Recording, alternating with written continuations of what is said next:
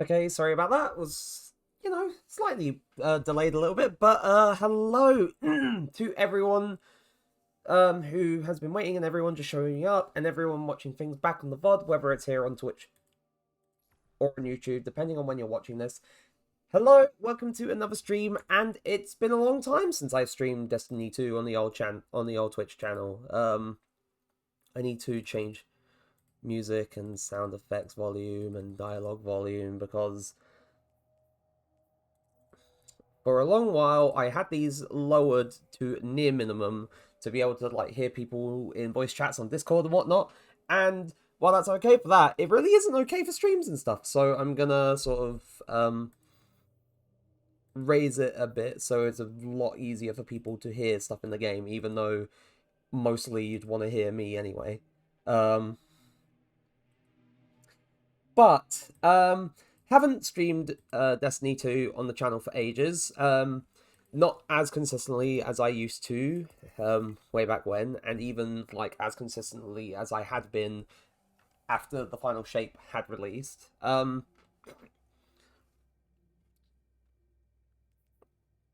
Mainly because, well, you know, of circumstances and all that jazz and whatnot. But streaming it today because in about 2 weeks, in about 2 weeks, the current episode slash season ends. The next one, and by extension, the final one of the final shape expansion year will start. And I have a bit of work to do for this thing, the seasonal slash episode seal and title, which normally I'm very proactive with. However, also sorry for the breaks. Hot chocolate. Sipping the cream off the hot chocolate. So sorry about that. But normally I'm very proactive with that, but because of my lack of motivation to play the game consistently, I haven't really been able to get a good chunk of these done. I'm very close to getting this done. And that requires doing this on expert, and I already have the 4 quests ready to get this one done. I need to actually do the whole 50 waves for this thing, and this requires all of these require doing Onslaught Salvation, but this requires doing the entire 50 waves, and then this stuff requires the contest in the Tomb of Elders. Which, this one in particular, I believe I'd need to use Fireteam Finder for. But, yeah, aside from that, a new little mini event has started in the game called Pasta's Prologue, where we get, like, some small little menial task quest kind of stuff, and in doing them, we get bento tokens, which we can exchange for adept weapons, mementos, and other things as well.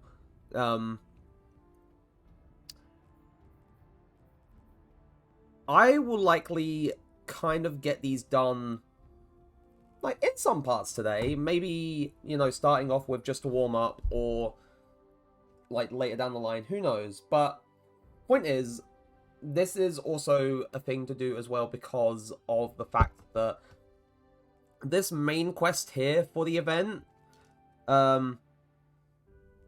requires that we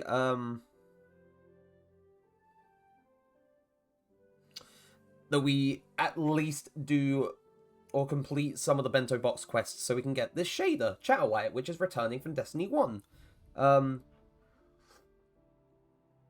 A lot of people aren't very happy that, well, with the fact that this shader has been time gated, and I can understand that. Like, this is a thing that you're bringing back from Destiny 1 again, and you're just time gating it like this. I mean, Super Black was kind of the same with the Into the Light update, and But at the same time, that was because it was releasing with like a whole wave and bunch of like other little mini quests that were being released over time that were being sort of drip fed to the players, rather than just being part of just this whole event thing. Like, at the very least, with Into the Light, that was a big update. That was a very significant update for the game. But this, on the other hand, I can understand it being a bit questionable in nature. But yes, past this prologue event, we can get some of those done as well. But my main focus is getting triumphs and stuff done. And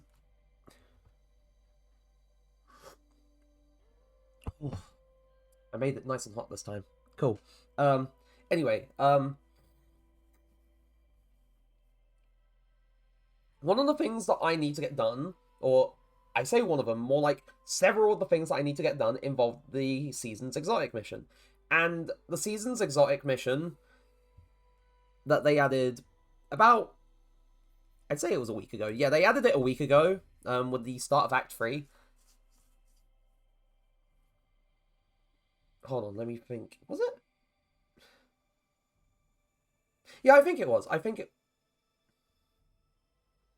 I really can't fucking remember, honestly. But with the start of Act 3, they added Kel's Fall, which is exotic mission. It added this thing right here, the Slayer's Fang. One of the triumphs involves unlocking all 4 of the catalysts for this thing. Now, I have all 4 of the exotic catalyst quests for this weapon on the final step, and that, simply put, requires completing the mission. Well, it's not on the final step, but it's the near final step. All of them require completing the mission on expert or higher, which, you know, in all honesty, fairly simple and whatnot. However, it's the sheer difficulty of that activity, in my opinion, that just makes it a bit of a pain in the ass to do. I mean, I've been trying to prep and, like, get things ready to do stuff, but trying to farm specific weapons is, quite honestly, super frustrating. So, I'm going to play it by ear with some of the other stuff that I already have.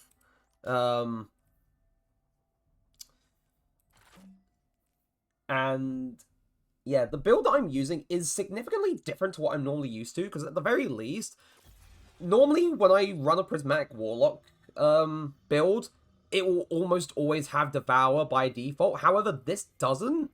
But the reason for that is because I'm using Empowering Rifts, and the class item that I have with the Spirit of the Filaments, casting that grants Devour. So a lot of it hinges on being able to use the Empowering Rift as often as I possibly can. So we're going to give the Expert mode a little bit of a go. I need to actually make sure I select Expert mode, unlike the first time I was trying to do this, where I accidentally selected Standard instead. And didn't realize it until I saw, oh wait, this is a bit too easy. But yeah, we're going to try and get this done first. I know I really literally just said, lol, we could do the, like, the bento stuff as a warm-up, but I thought, never mind, we'll try and get this stuff done. And if we get a bit frustrated for a bit, then we could just move on to something else. We could just go on to Onslaught Salvation and do things from there. But of course, Fire Team Finder stuff, because I want to do the 50 waves. On normal, because, well... Intel confirms that the Scorn leader Fickrel is on site. I was about to... I'm fucking dead already because I missed my jump. Right, great start. I have been playing this game for over 7 years, almost 8 years. Ugh, hate that. It's been over 7 years since Destiny 2 first released on consoles, and those were definitely dark ages. Like, base game detail. I've already explained this multiple times in the past, where the state that Destiny 2 released in was an absolute shambles, and I don't know how it was ever... I mean, to be fair, stupid question. one, Activision, and two, it was Bungie's upper management as well, because of how scummy CEOs and stuff are.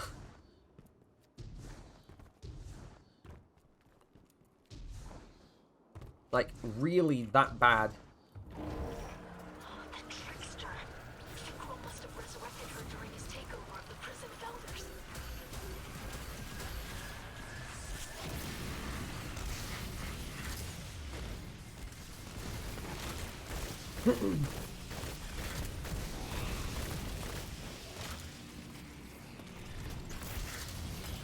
But yeah, this is a bit different, because the exotic that I'm using here, Anarchy, I don't normally consistently use this. A lot of the time it's just primarily used for, or it used to be very heavily used for, like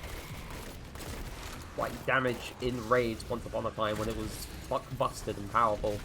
But, of course, changes were made that sort of detracted from that.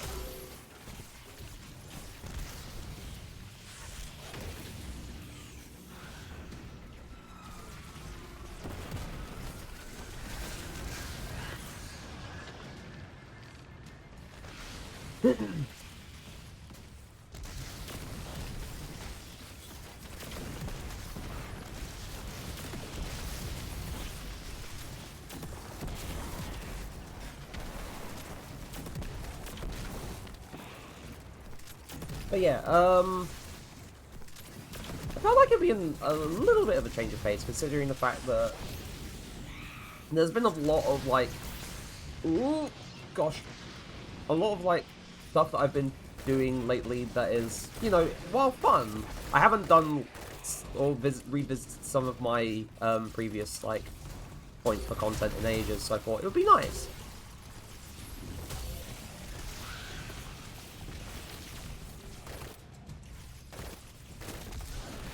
Also, oh wait, my aim sucks. I've gotten too used to using the one exotic pulse rifle that I normally use that has full auto on it by default. And I know turning on full auto for weapons is an option in the settings, but at the same time, I don't want to just do that, if that makes sense. I want to just still have, you know, semi-auto or just manually just tapping the mouse, like the left click, as an option. So that's the reason why I still just haven't turned that on.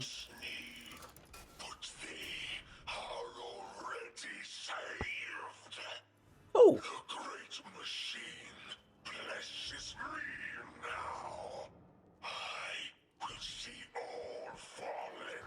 Also, I would explain the context for stuff, and I can if people want me to. I mean, to be fair, I could just sum it up. If you remember for the end of the final shape, that's cool, but if you don't, quick little thing. When the witness died, little things called echoes were sent flying out the Traveler. The Fanatic, which is the leader of the Scorn, or the leader of the Scorn that was created by Aldrin back in the Forsaken expansion, basically receives one of them and becomes able to create Scorn from live Fallen and Elixir, and because of that, he just decides, oh, I'm going to save them, quote unquote, and there will only be Scorn.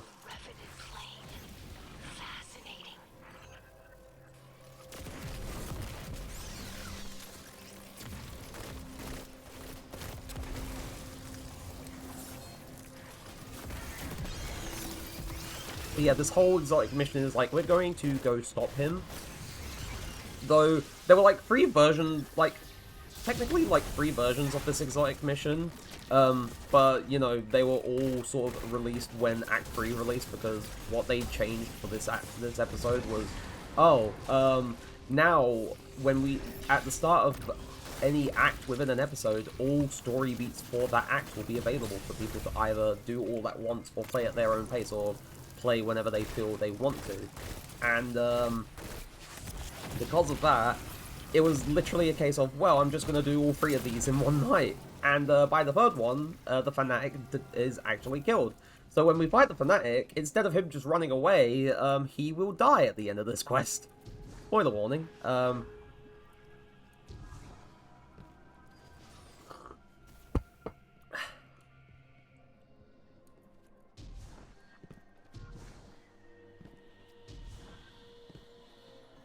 Also, I know at some point I do want to just hop into Marvel Rivals again, and maybe I'll do that on Friday. I don't know. I'm not entirely certain what I'll do for my other break stream this week, but I could go Marvel Rivals. I could play more Fortnite. I could do art. I haven't done an art stream in ages, and I do like sort of like slowing down with those kinds of streams. They are pretty lax and enjoyable. Because I'm not sort of really like trying to do too much or think about too much or exert myself in any way, shape, or form. It's literally just a case of, if I think of something, I will put my pen to the tablet and I will give those funny little ideas form, if that makes sense. Although I do know that one thing I really want to do, I discussed this previously, I think it was the other day or on Sunday, about making more, like, states for the PNG, so there's more, like, different expressions and whatnot. And I could possibly just sort of, like, work on those on stream, because the only thing that's kind of close to that at the moment are some of the emotes that I've made. And while they are good, I definitely say I do want a little bit more, like, expression within, like, my thing. So, it would be pretty cool.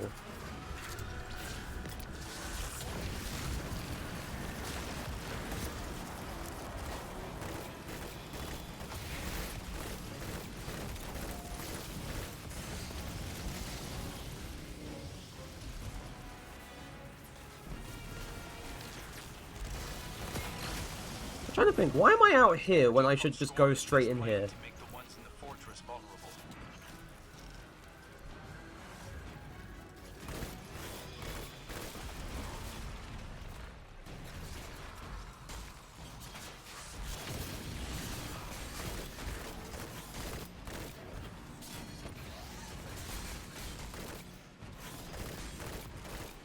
Wait, where's the Overload champ?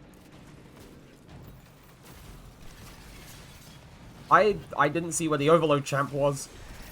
Oh, he's possibly down there. Okay, cool.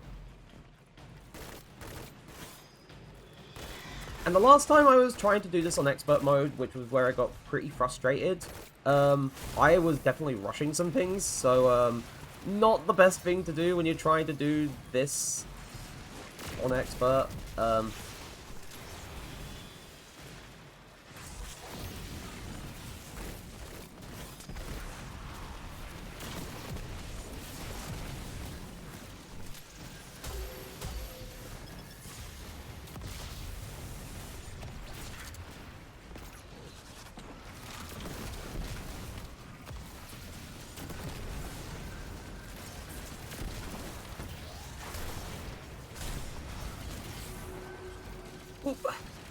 Right, now I was about to say, now I just need to get outside.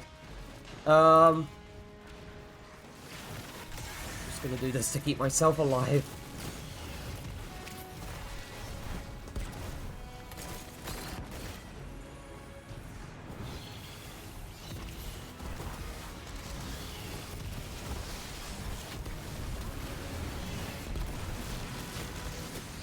Oh, never mind, I'm just dead.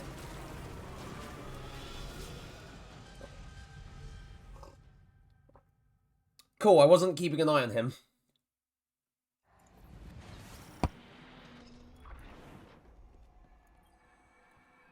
The thing is, it wasn't like the first two things I was getting. I mean, I was getting a bit frustrated with the first encounter. And I was getting a little bit annoyed with the second one when I last tried this in my own time, but it was mainly the final boss that was getting me so frustrated.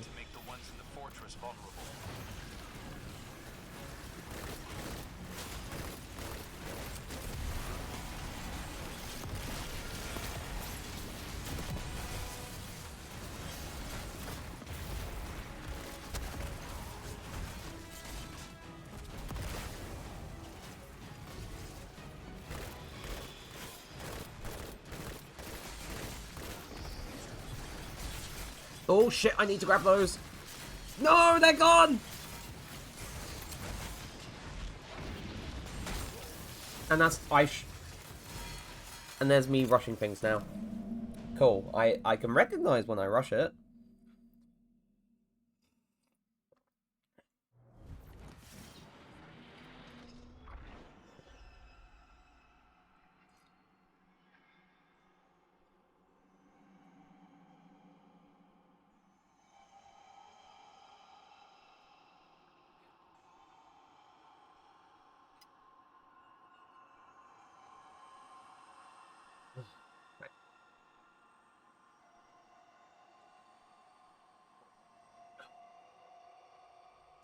Right, that's all gone through. Oh, I'm all set for stream. I'm all set for the rest of the stream now that I've finished my hot chocolate. Right, so... My main idea should be trying to take cover and not be out in the open, and I don't know why I just wasn't doing that. It was kind of silly. It was a bit silly of me. I was getting ahead of myself.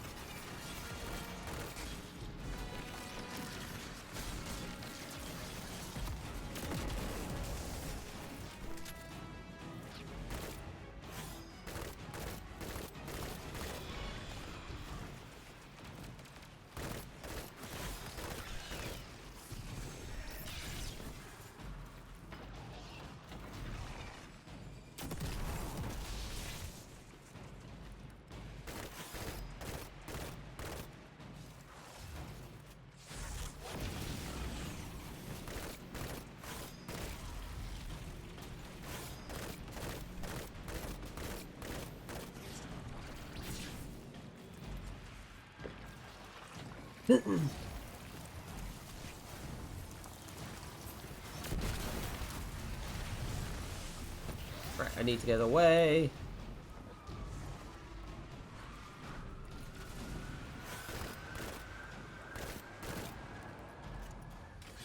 Oh, hi.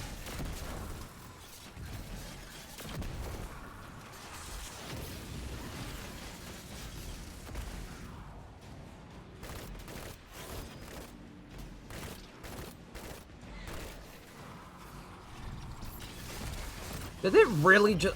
you... I hate you. You suck for that, honestly.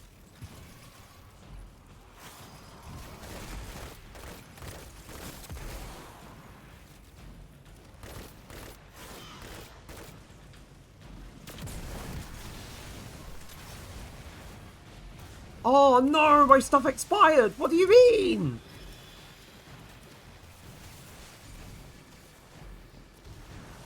I took too long.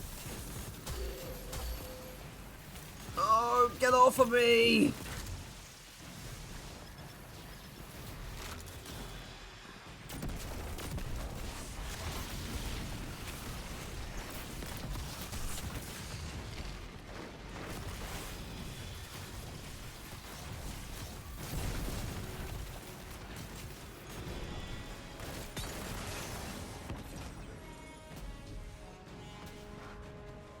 Right, now I can do this.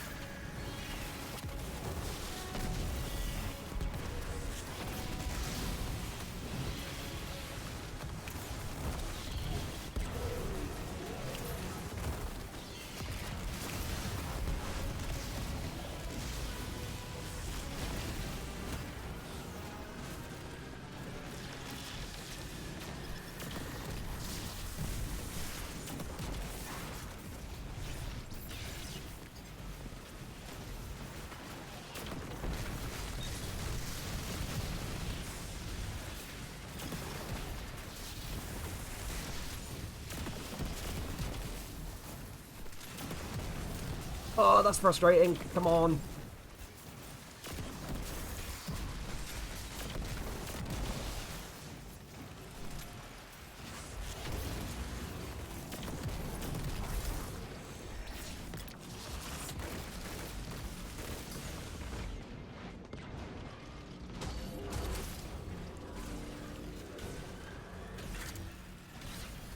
Behold, Canix, scourge of the old.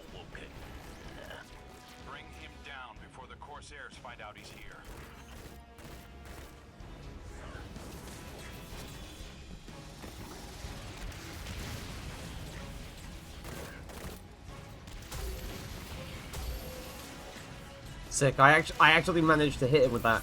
Cool.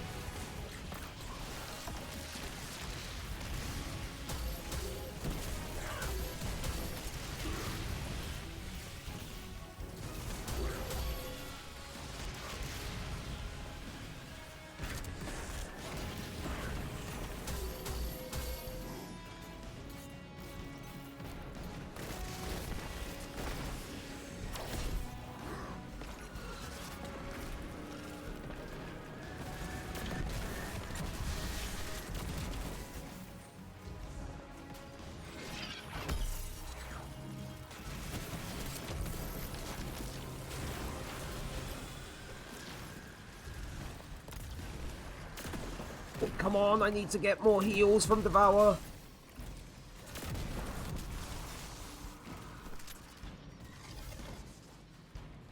Is the boss down there? Did he really just go down there?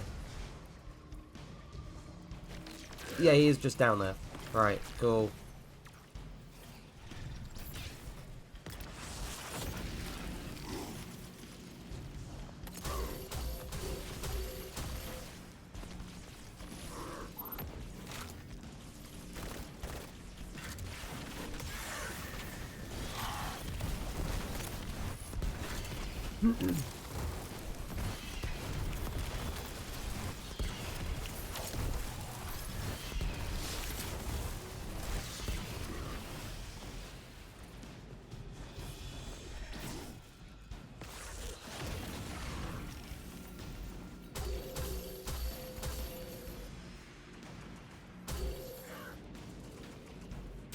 Son of a bitch, really?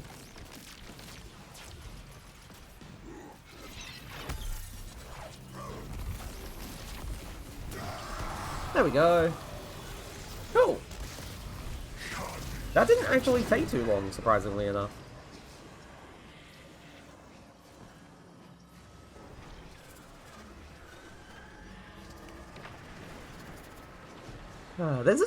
This is where taking my time actually helps. I am learning slowly.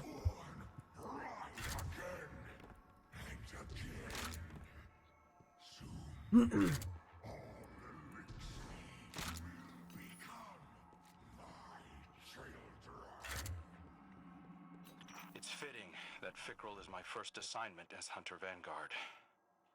I promised myself long ago to right Uldren's wrongs. Fickrell is at the top of that list. The lust for control has snared many, yes? Barracks was one. I'm trying to think of what's slowly reloading my... And Fickrell falls in the same trap now. What's reloading Anarchy, if it's like a thing I have, or... I have no idea. Wait, is it Arc Holster?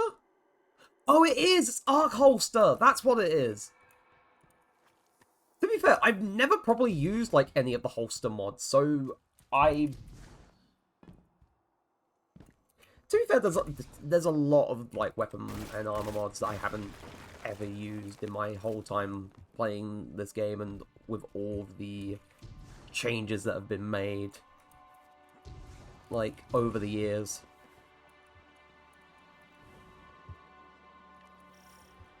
Fickrell sees himself as a savior, oblivious that he's corrupting the Elixni, not helping them. He protects his family, uses power he does not understand.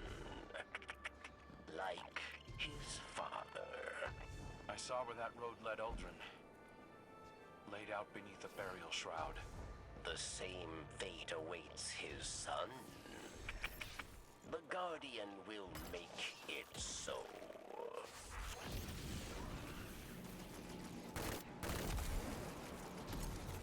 Oh, Bob... Oh, no! Why did I do that?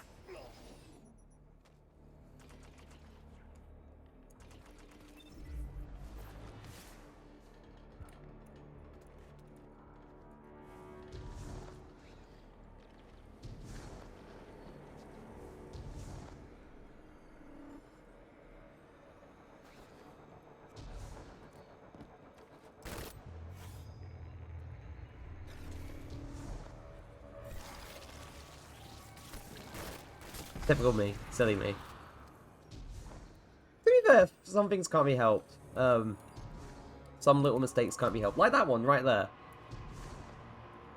Also, update on the editing stuff. That's actually kind of proceeding a little bit more now. Even though there's still, like, a bit of time before it's fully done, but...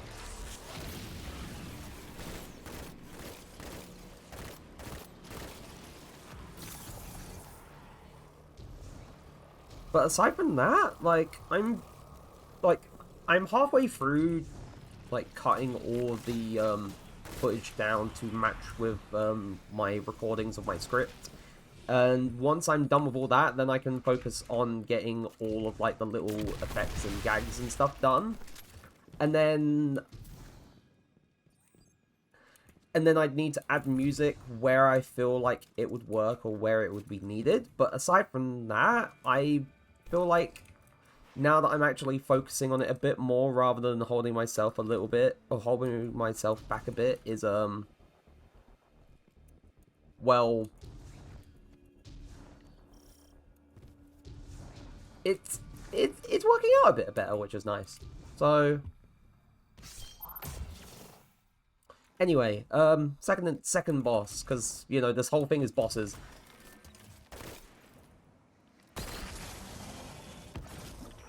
The Revenant plane is inimical to life on a molecular level. Like drifters cooking.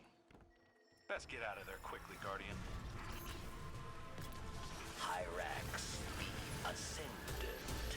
He seeks knowledge of throne worlds from the Hive.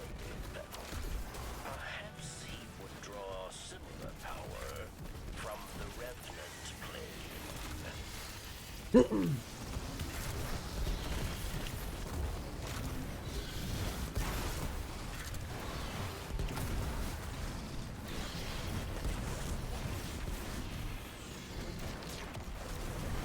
Oh shit.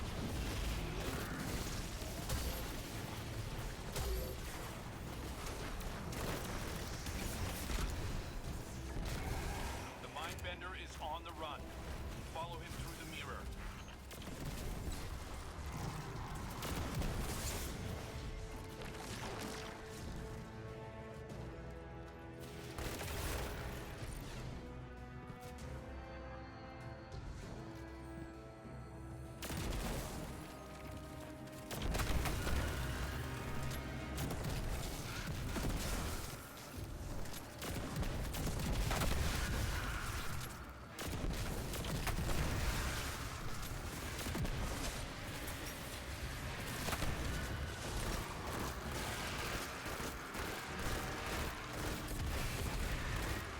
Come on, I need to be quick.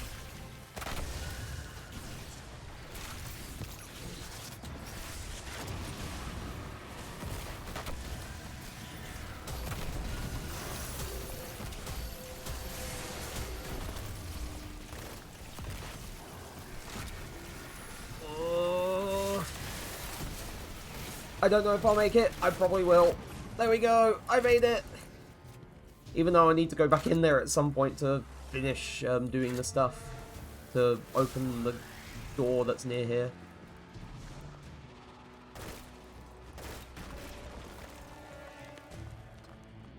Nope.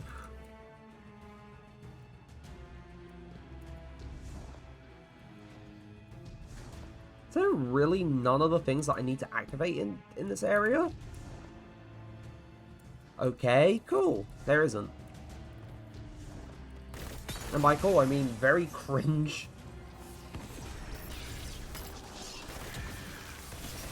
Oh, run!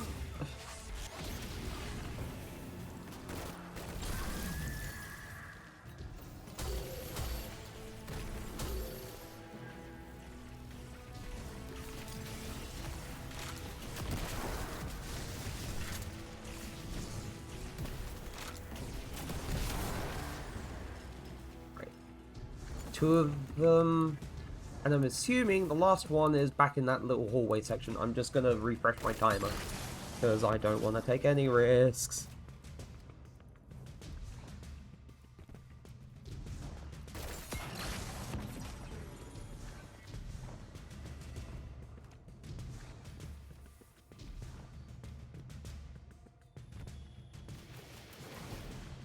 Oh, hello. You're stuck here. That's so sad. Except it's not really.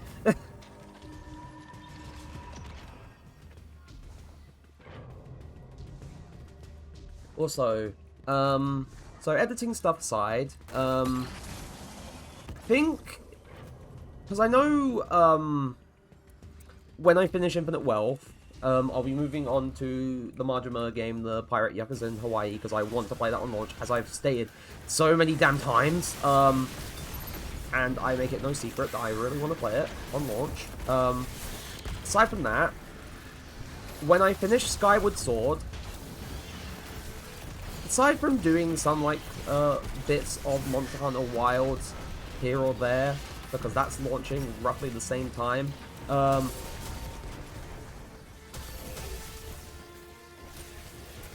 I will also probably return to doing Kingdom Hearts level 1 playthrough stuff with Birth by Sleep, because it's been quite a long time since I finished 2, and I do want to get back to doing that, because I did promise myself that I would play through all of the games where you could play through level 1 at level 1, but, you know, in time rather than just forcing me to do it in an instant. Because despite them being probably some of my more ambitious playthroughs, I do want to sort of, like, take the time to do other bits too, rather than only making that my sole focus.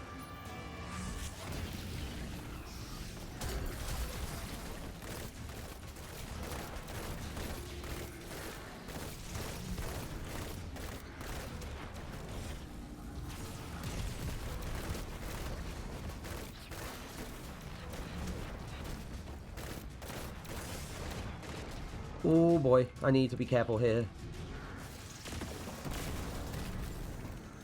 There we go. Cool. Right. I don't have much heavy ammo, which is kind of concerning. And my super isn't fully ready yet. Prismatic might have to be a little bit of my crutch for the last bit of this fight, because it requires going back into that first area again.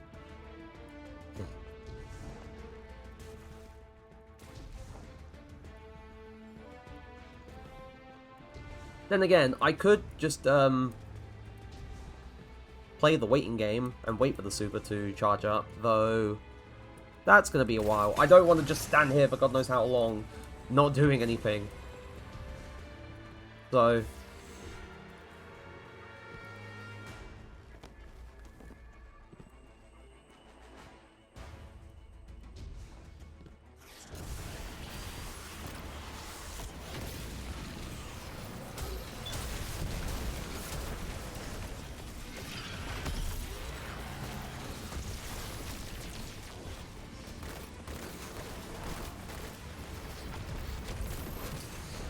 oh no.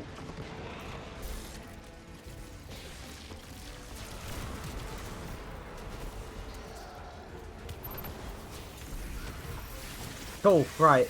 It's all in place.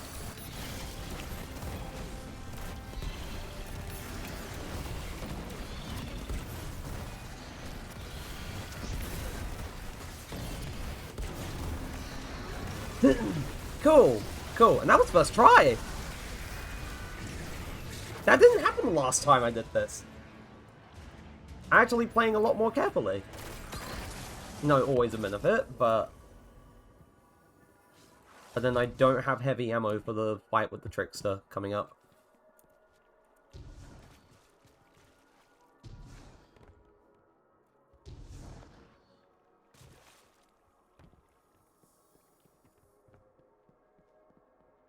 I'm gonna level with you, chat. I kind of forgot where I was going.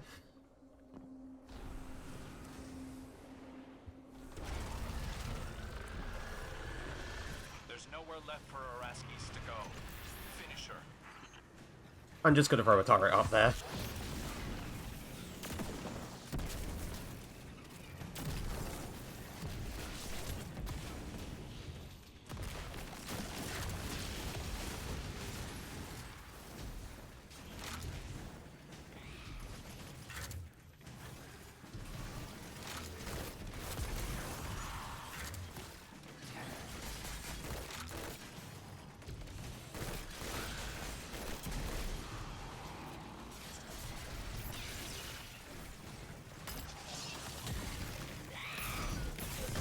Oh, wait, that was a trickster. Hello. I'm dead. At the very least, it's not a darkness zone, so it's not... like, the fight is just going to reset. The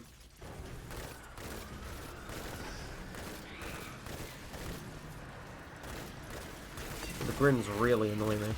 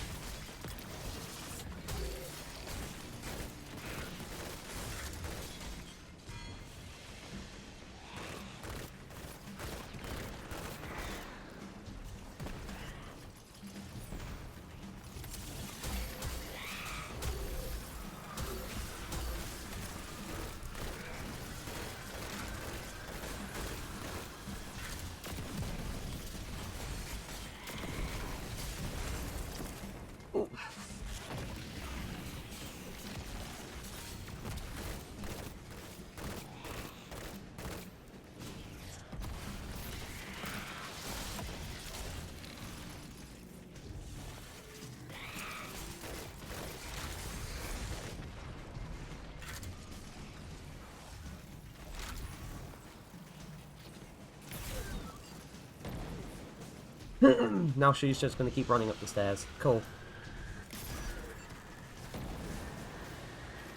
I know there's going to be a lot of Scorn bolting down the staircase. Soon? Or they're just going to be waiting for me at the top with the Trickster. Oh. It looks like it was the first option then.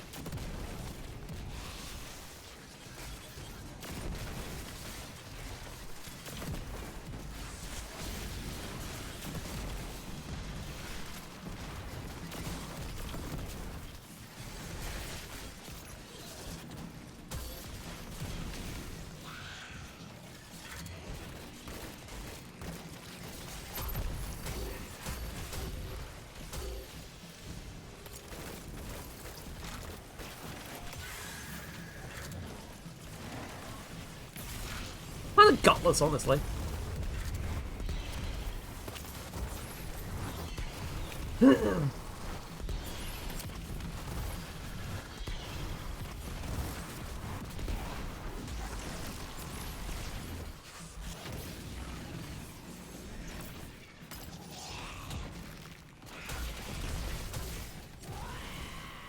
Thick.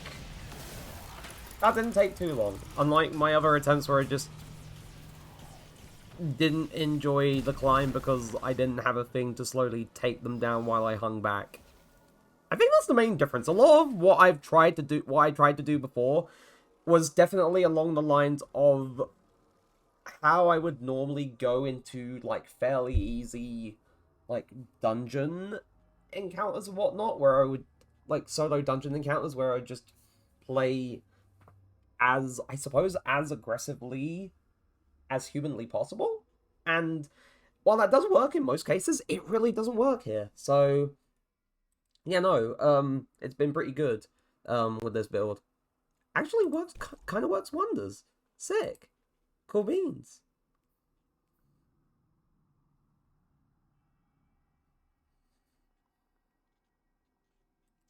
Right. Now all that's left is to beat the Fanatic.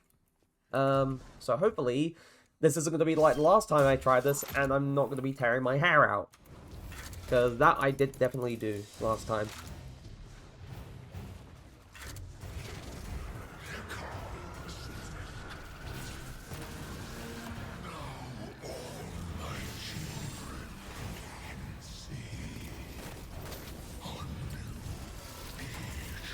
Hey, Fanatic, aren't you supposed to be up there on the podium?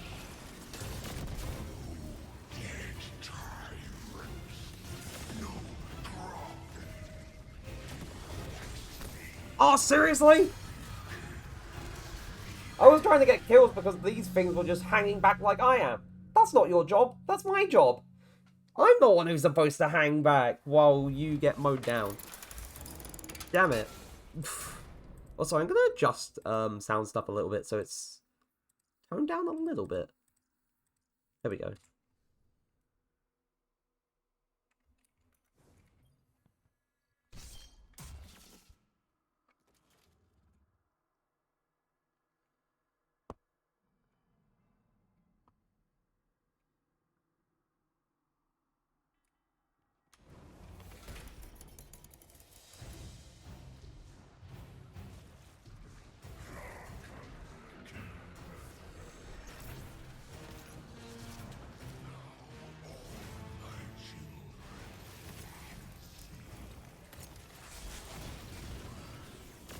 Now your children can see. Glad they got their glasses. They went to Specsavers. You won't get that if you're not British, I'm sorry.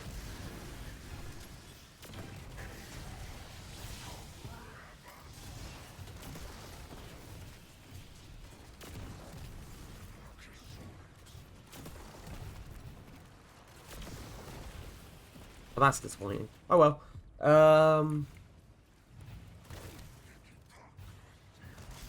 There's a few things I'm kind of concerned with going into the Revenant plane. That being all of the fuck shit that I have to deal with this time around. And believe me or not, there's quite a bit.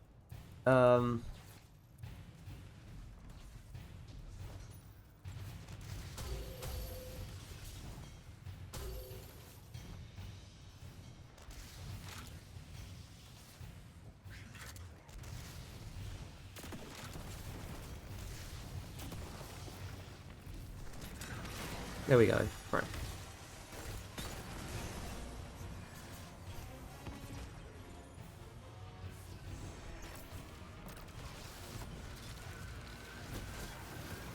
I need to find a safe spot. No, I.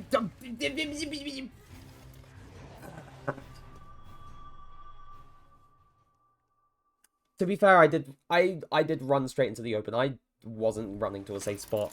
Or I was trying to find a safe spot. I wasn't going towards a good safe spot. Right.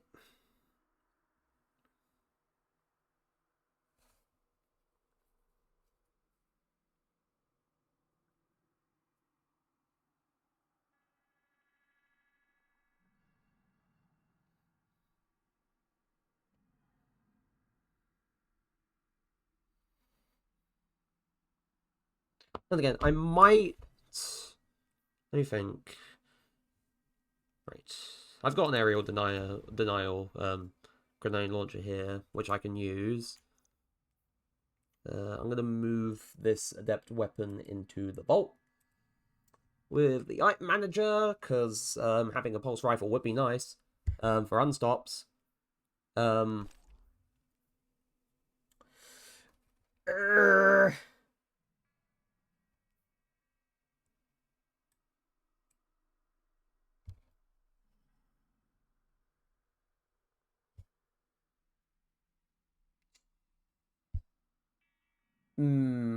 Looking at my options. Alright, so pulse rifle. That's what I'm looking for. Desperate measure, no change.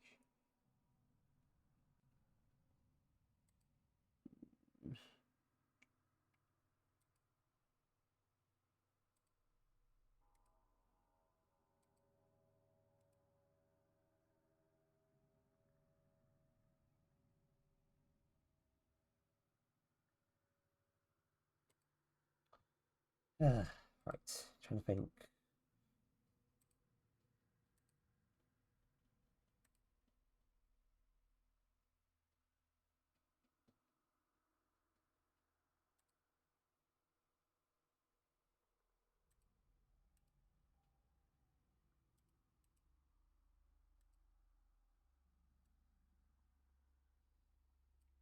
Not sure which one sounds good in my opinion.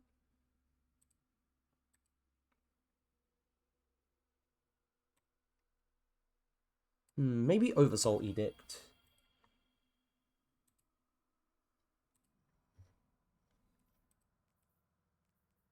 Yeah, this sounds good.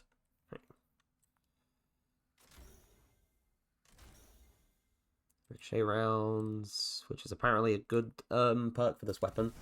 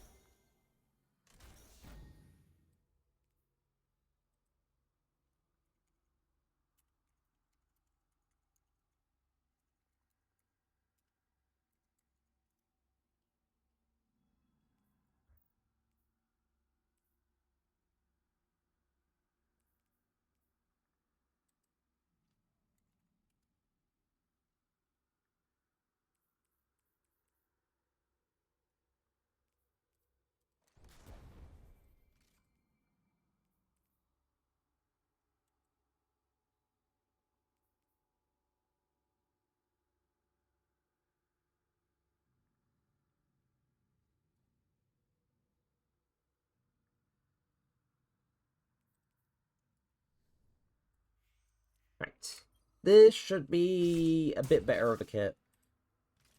Although, actually, not really.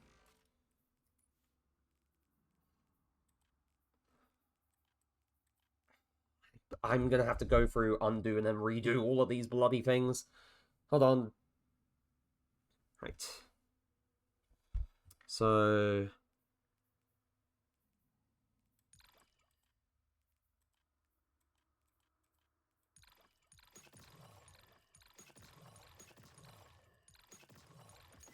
Because what I want to do is I want to have overload grenade launchers, because that will work out better for this fight. If my bloody phone would load the... Yep, the picture I took, so I can actually remember what other perks I got. So, one with frost... Rapid Impact. Oh, so that's where Rapid Impacts comes from. I completely forgot. Crystalline Converter. The thick of it. Oh god, no, they listened to KSI. Ugh, gross.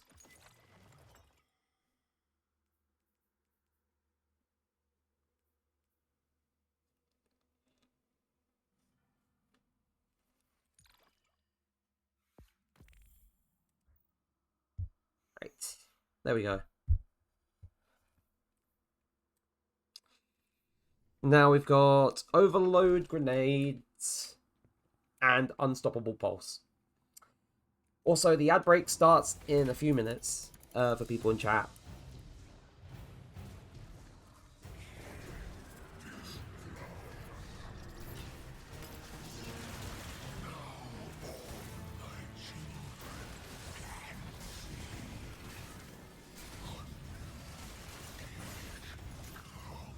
Hey, screw you.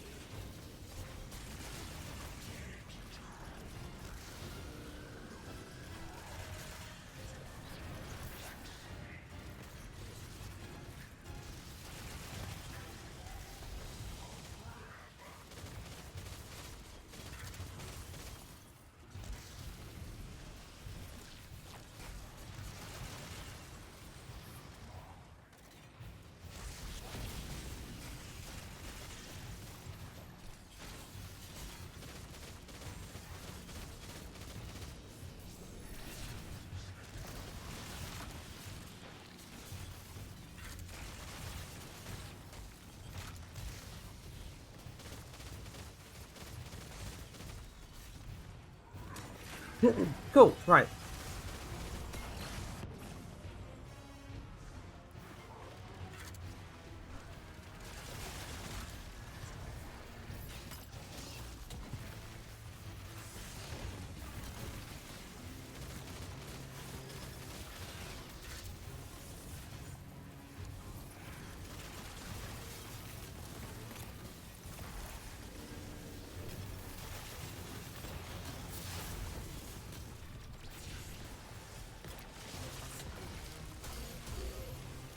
Oh, shit!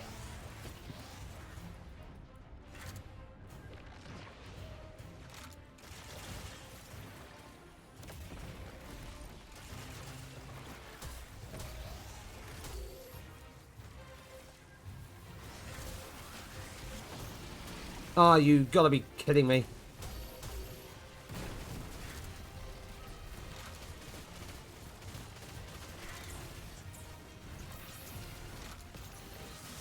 No, I'm not doing a good job of keeping myself alive!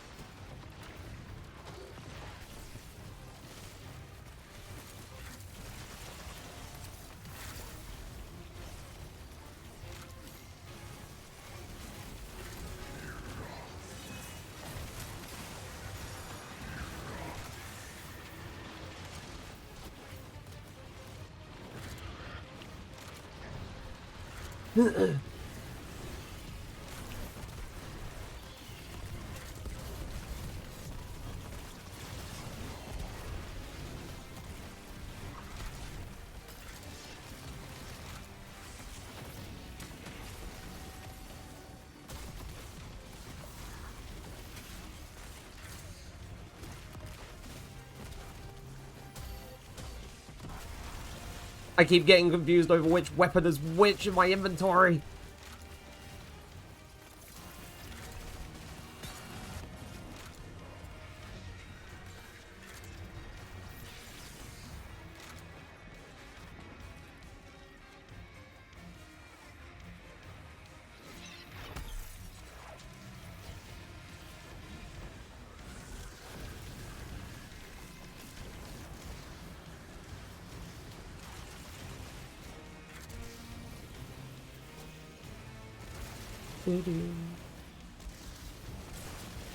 Oh no, there's no ammo.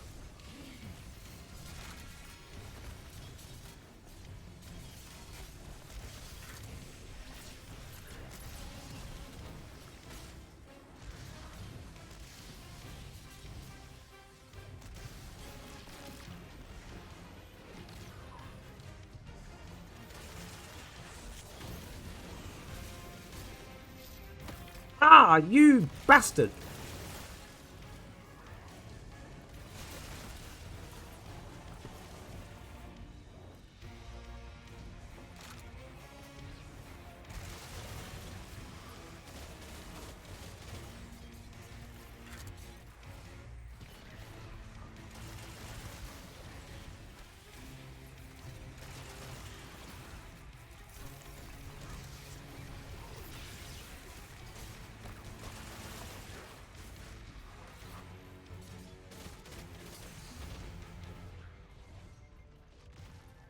Alright, take cover, take my time. Oh, he's doing it again.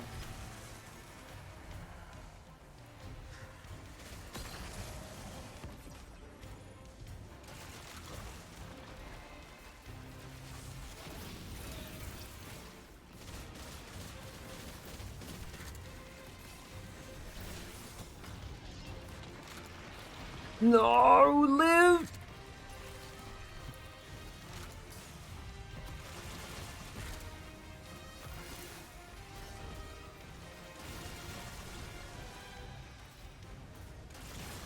From my understanding, there's no champs here this time?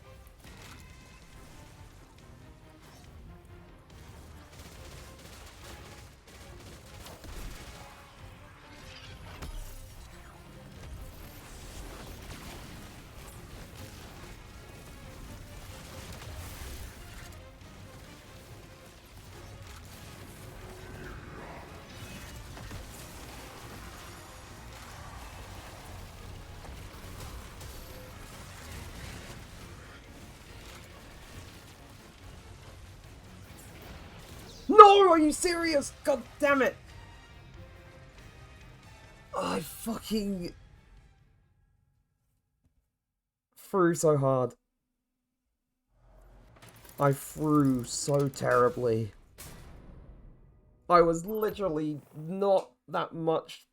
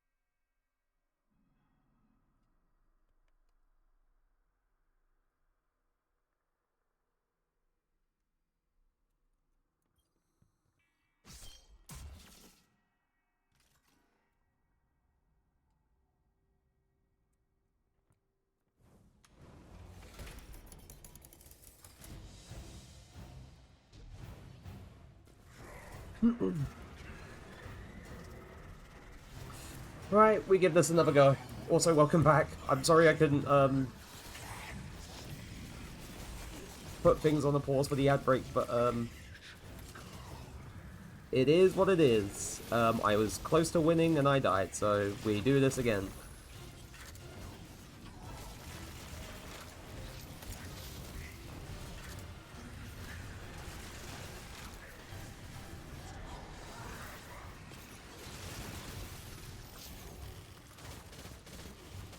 Also, this grenade launcher, and, like, there's one from the dungeon as well, or the one that was released this season, which is called VS Velocity Baton. They're both like aerial denial grenade frame grenade launchers. They're very cool, and they're very useful for like sustained damage and whatnot if you're trying to sort of like handle a crowd of enemies, or like be careful when you're trying to fight a boss and you're trying to sort of like still deal damage whilst trying to keep yourself safe.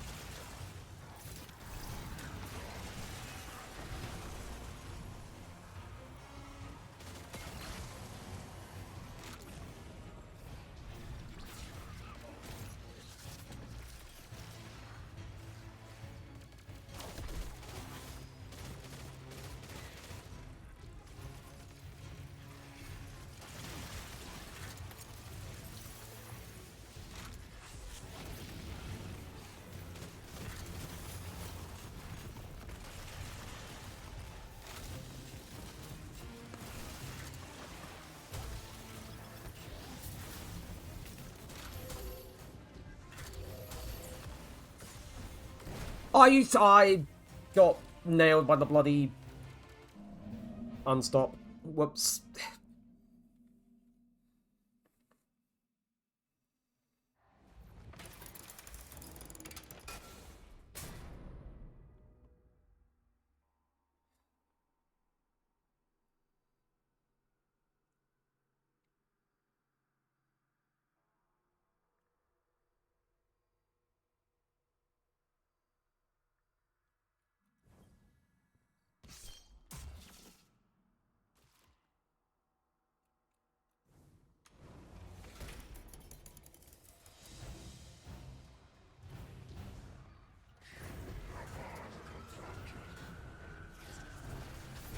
Right, that didn't go nearly as far as I wanted it to that time.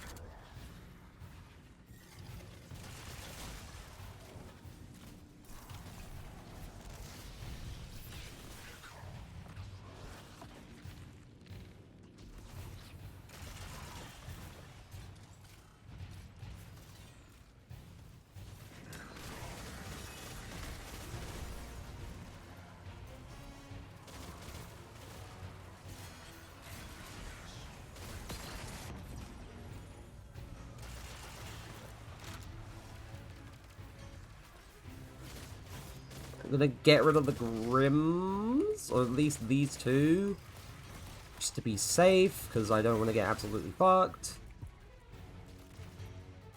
by flying enemies and all that bullshit. Throw that all the way up there.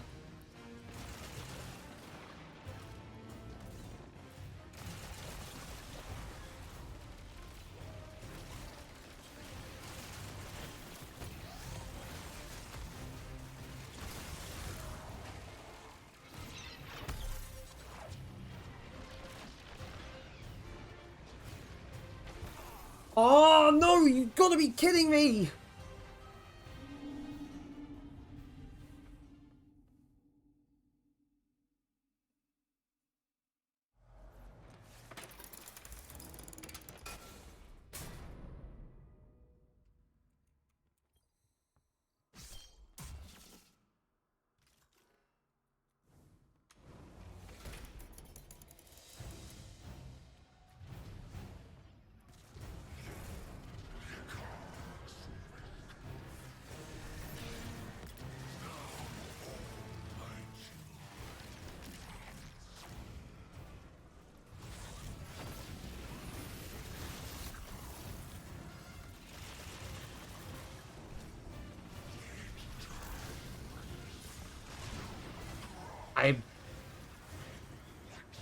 Right, that was completely my fault.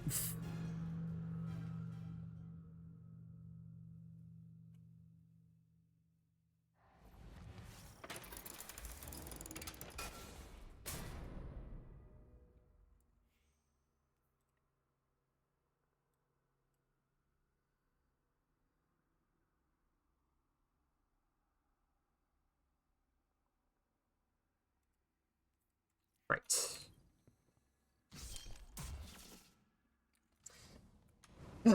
Right, completely my fault that time because I just kind of stood still. Right. I'm letting that frustration of almost having done this and not having to do this again kind of get me down, and then I'm rushing and making poor decisions.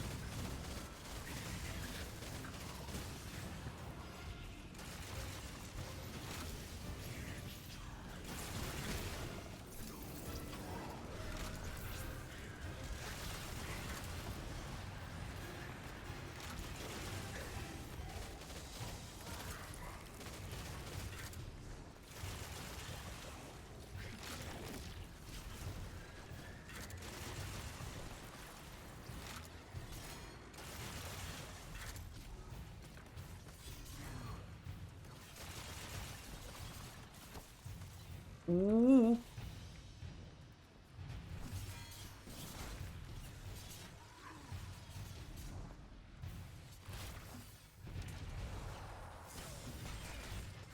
Oh, are you serious? You want out of your invisibility, so why we...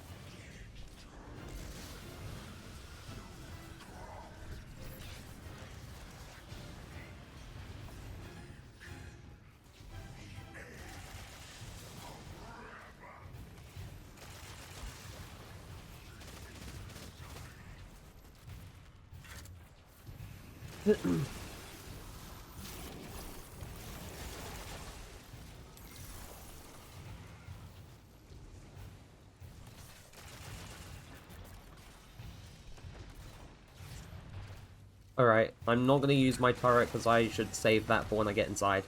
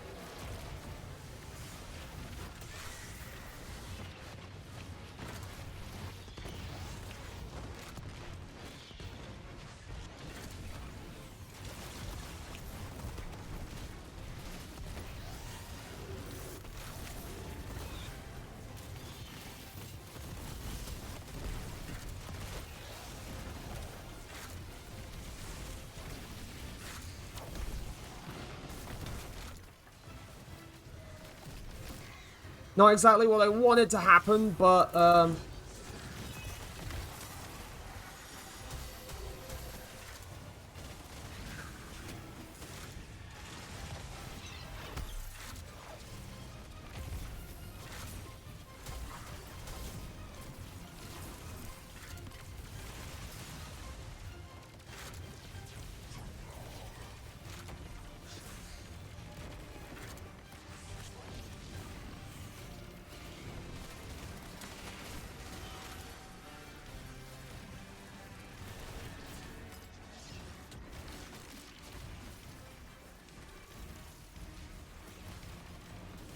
Oy.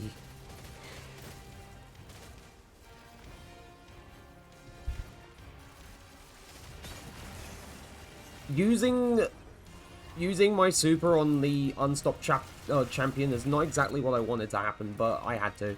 I did it so I could survive and not have to restart the fight again.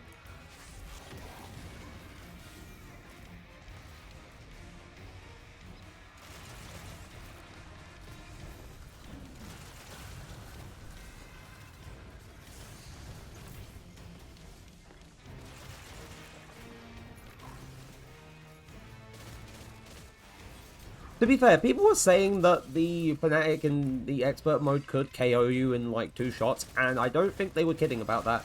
They were being serious. They were being 100% genuine. Because this motherfucker hits very hard.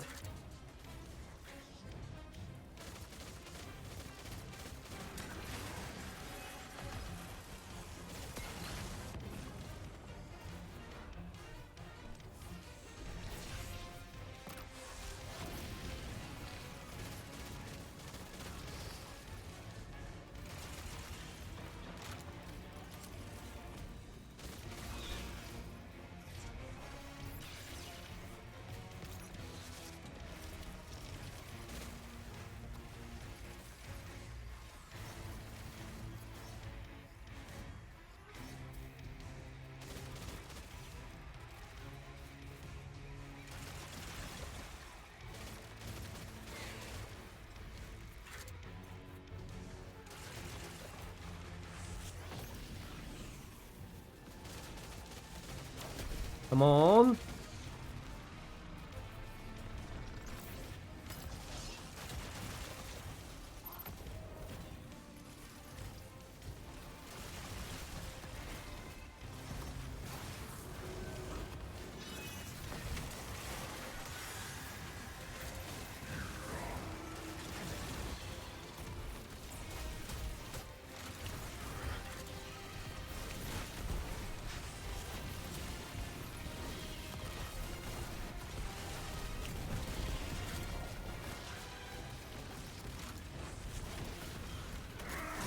There we go! That took a bit longer than I wanted it to, but we've done that.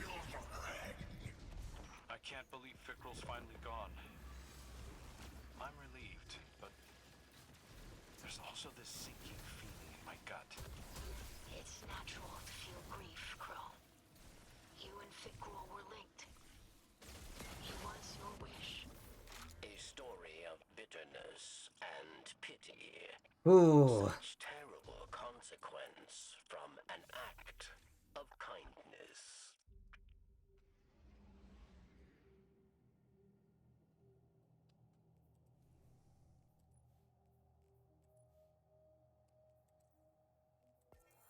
For some reason my wrist hurts. I don't know if... It definitely wasn't because of this, but... It's kind of funny to say, ugh, I was trying to try hard so hard that I just fucking hurt my hand and my wrist. But no. Right. And then rank progress.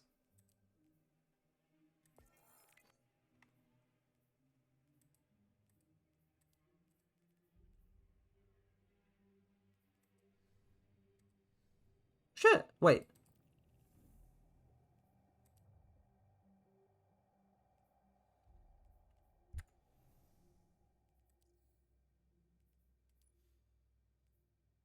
Ah, right. I need some more of those. I need to complete Vesper's Host, the new dungeon solo. This is never gonna happen. Complete the most recently released dungeon on Master difficulty, which I haven't done. And I need to get the Guild the Conqueror title, which I don't know if I can do within 2 weeks. With people in other Discords and also the Fireteam Finder and whatnot. But I'll see about that when I get to it. But hey, we just need to go visit Ido in her laboratory. And we can get all 4 of the catalysts done.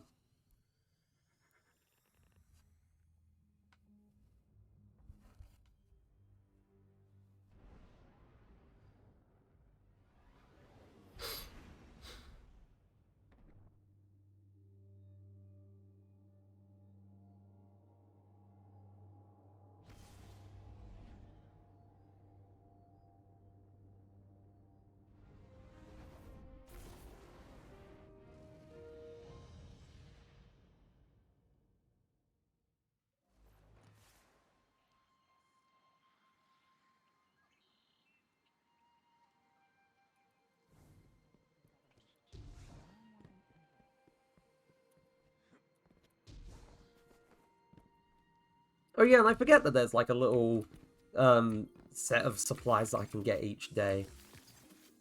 I really should try and just get the daily like materials and stuff, but I just don't.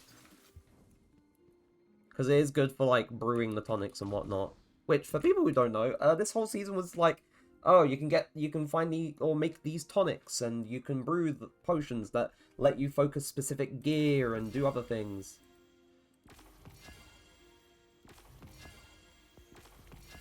Alright, and that's all of the catalysts. Which means...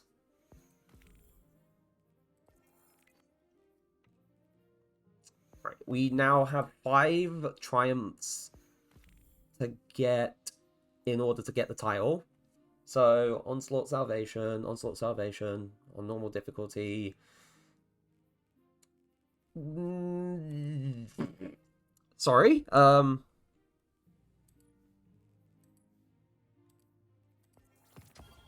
Fell Revival for unlocking all the catalysts. Which is a pretty neat,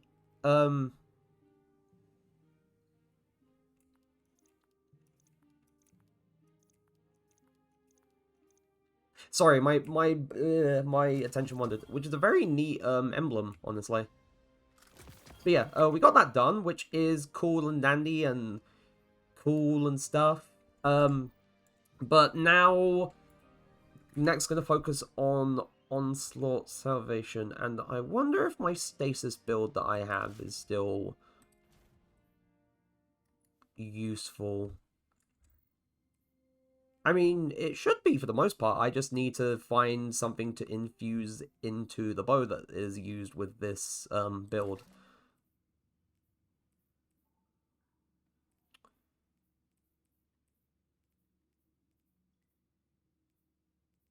And I need to use a decent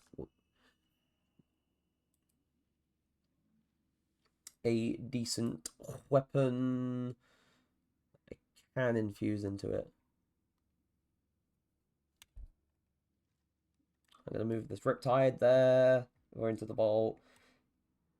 And I haven't used this weapon, the Burglar's Curve, since I think I was leveling myself up to prep for Salvation's Edge.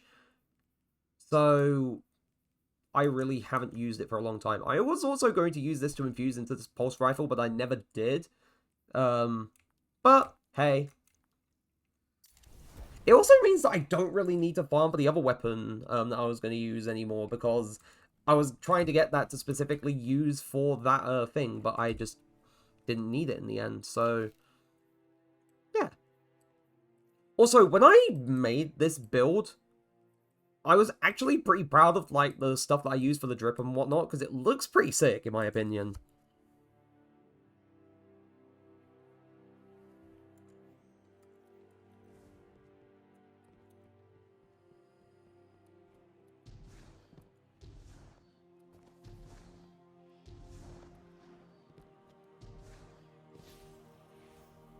Oop. Right, so Onslaught Salvation. This is the 50 that's the 50 wave one, but if I want to do stuff, then I'm gonna have to make a listing, and so Episodic, Revenant, Onslaught Salvation. Expert is 2065. That's fucking ridiculous. No. No. That ain't ever happening. Not with me.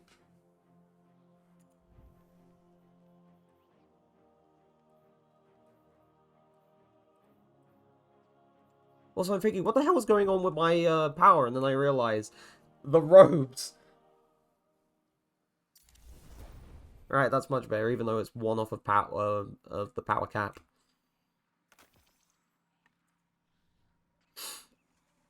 But anyway, back to what I was doing with the Fireteam Finder, because I do need to make that listing. So, Episodic, Revenant, Onslaught, Standard. And I'm going to go grab my water for when I need to take my stuffs and whatnot, because, you know...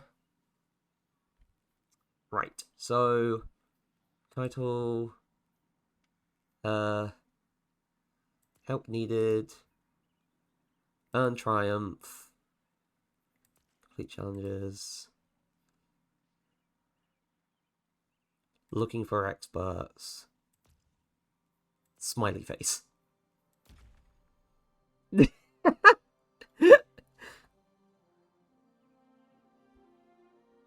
The options for expression here are kind of silly.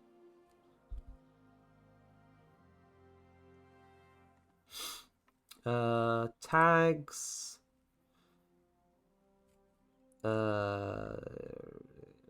Minimum Guardian rank. I'm going to put a minimum Guardian rank of maybe 8.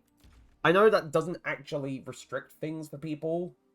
You know, from previous experience, trying to do regular Onslaught back in the Into the Light update to try and get the 50 waves thing done there. But, I'm just going to put that anyway, because at the very least, I don't want it to be like low-level people who just sort of die easily. So I'm going to go wait in orbit while we get people joining this listing. And I hope that doesn't take too long. Sometimes it doesn't take too long. But I'm going to hang it on this page. Also, I'm going to quickly go to the bathroom, sort out like more water, and then I'll be right back. So I will not be too long.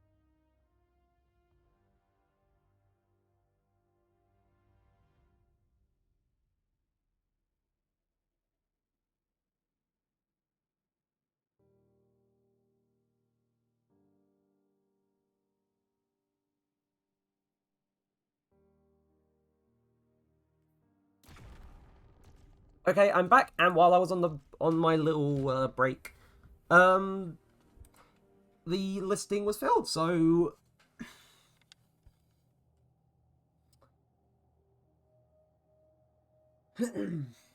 oh, there's my water. There we go. But yeah, no, listing was filled, so we can get this show on the road.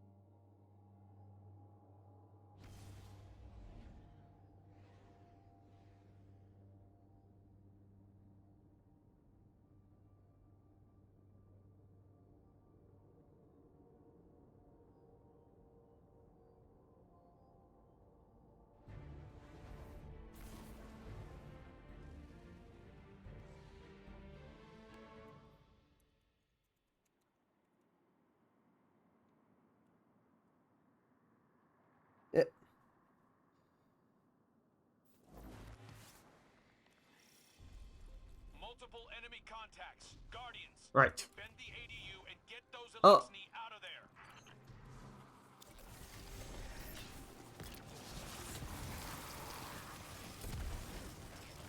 Okay, guy just left for no apparent reason? Why? Did they leave because it was Widow's Court? Like, why? Don't understand.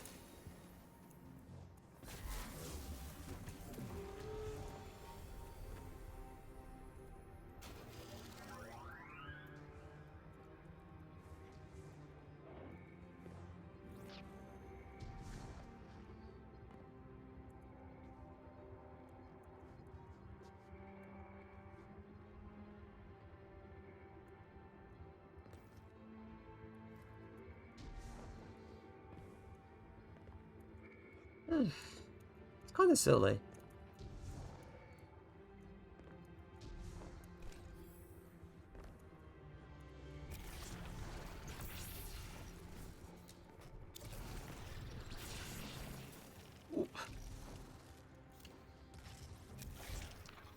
Don't even know where they're going to appear from. Game? Hello? Oh.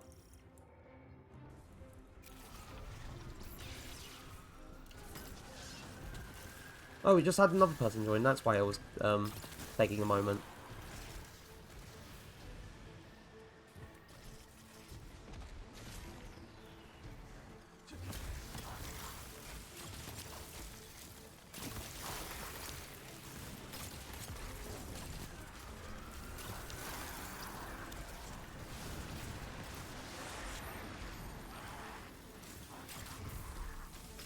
Alright. That was kind of weird. Oh, my aim is so bad with this. I have not used bows in so long.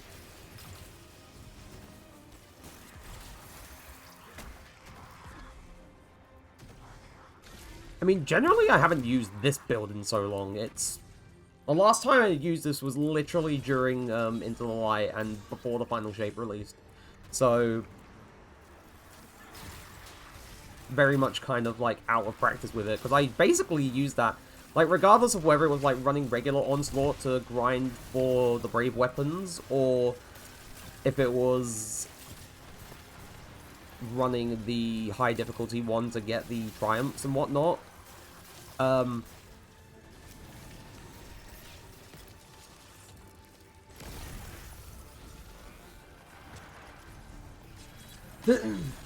I just kind of did stuff, and this was a constant in, like, having a loadout for this kind of thing. The enemy is calling for reinforcements.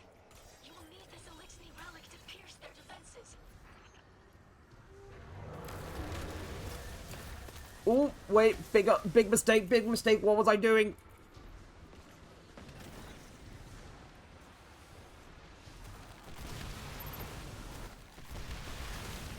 Also, I can definitely tell that I haven't done this, Onslaught Salvation for God knows how long, considering the fact that, I've really forgotten everything that happens here. Like, for the most part, like, if you were here when I was playing the Into the Light update and everything,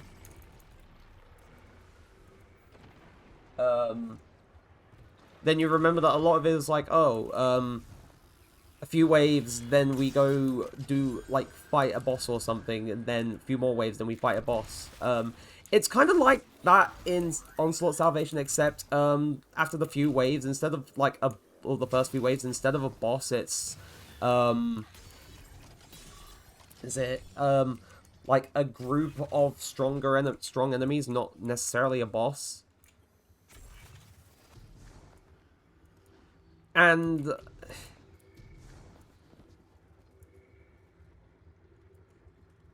I'm just gonna take a moment. I still hold on to this emote very closely because, P. That's literally the sole reason why I still use this emote, because, T. If something didn't tip off the fact that I am British and I like T a lot, then I don't know what will.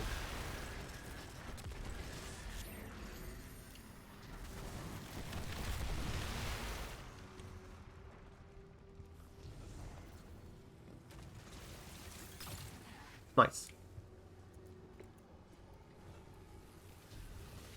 Also, I don't know why, when I got back from my little break, I thought it was a bit later than it actually was. I thought it was close to, like, 10-2, which, don't ask me how I got there. I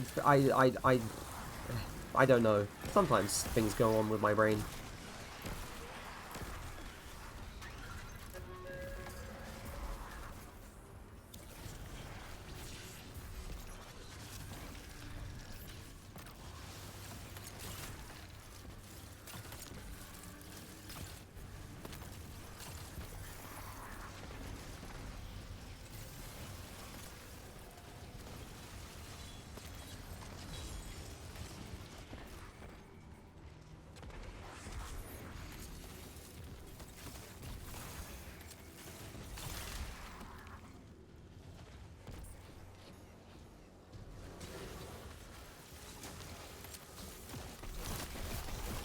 Okay, I did that. That was pretty quick thinking on my part.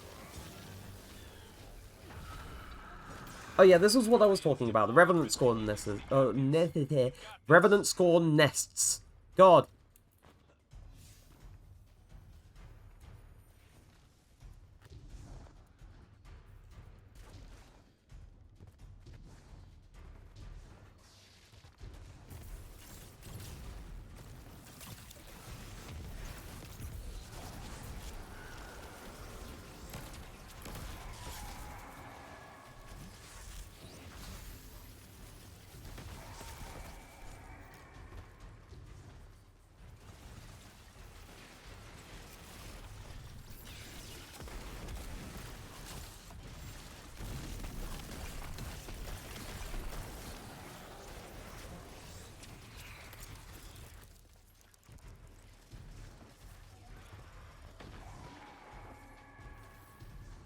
Oh. Excellent work. We're making strong headway purging the remainder of the Revenant Scorn. Honestly, like, with the Fnatic being, like, permanently dead now, this line makes a whole lot more sense than it did before, because originally this line had been playing since the start of the episode, and I feel like something else should have been playing.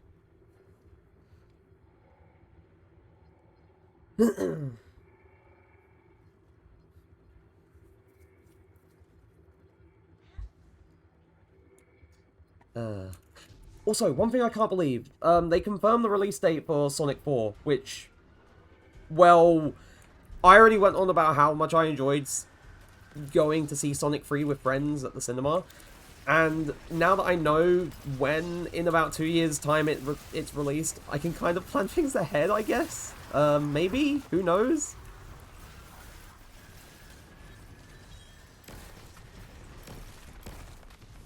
Depending on where I am in life at that point, because who knows how much things will change.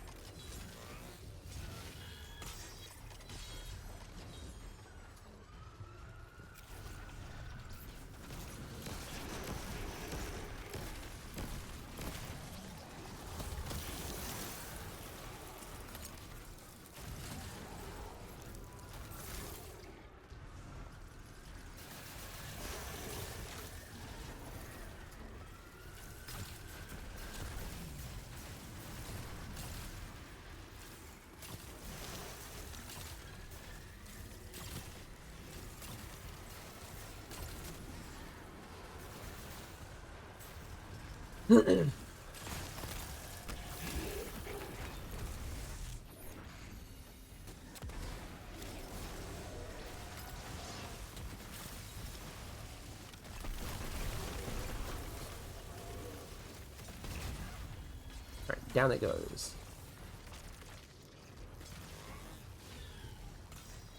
I'm picking up multiple transmats down to the field.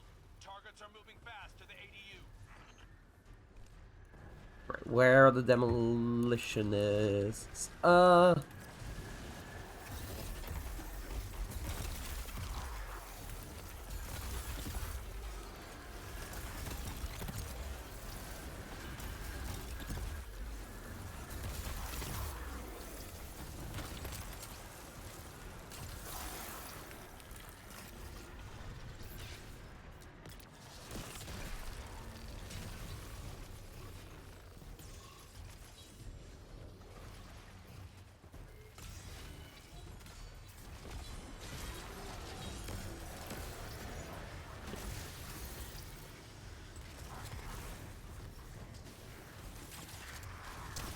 one of the things that definitely kind of got on my nerves back during Into the Light when I used to do the 50 wave Onslaught Salvation is definitely the number of times that I would try and do the 50 waves, but then it would just inevitably go kind of wrong. Because some people you matched up with the Fireteam Finder, while a lot of them knew what they were doing, some of them would just kind of be a bit haphazard and like half-assed. That isn't to say like everyone on the Fireteam Finder is, because a lot of the people on the Fireteam Finder could do pretty good. It's just some of them were kind of, you could tell that they weren't too used to things yet, if that makes sense.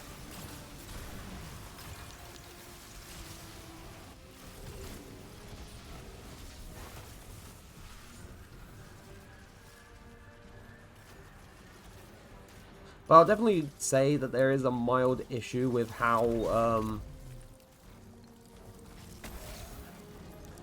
some things in the game are kind of... Oh! Oh! This is a bonus wave. I have not had the bonus wave ever.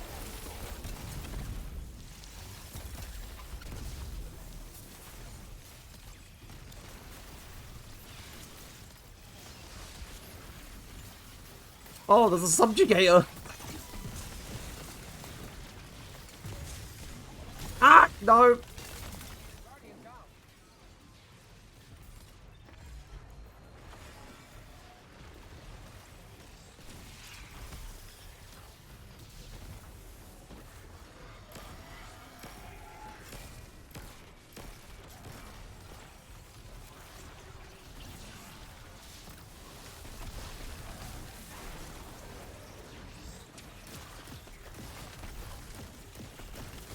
I'll definitely say the presence of the subjugators complicate things. You do us honor with your service. Elixni have long memories. We will remember this.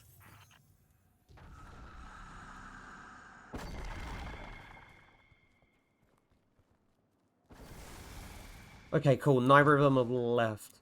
Even though this third person's not part of the listing, funnily enough. Not part of the fire team. I don't know how they found us. Right, so I have about 7,000 scraps to use.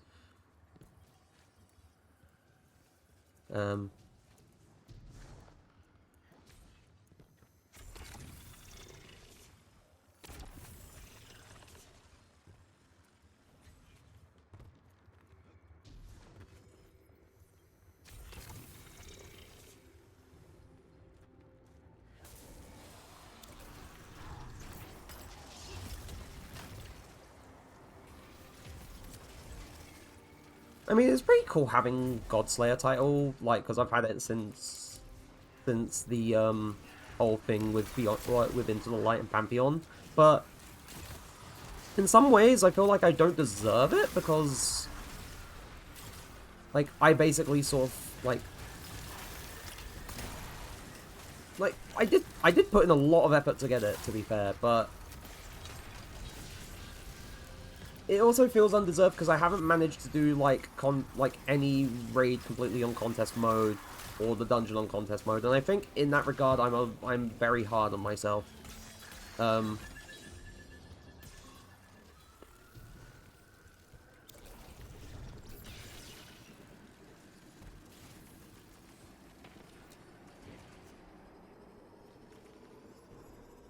take care of this and they can go back and defend the ADU. Also, this might be a good chance to actually max out on vendor reputation for the season, because I haven't done that yet. There's still like rewards that I need to get before the episode, the season for the episode ends.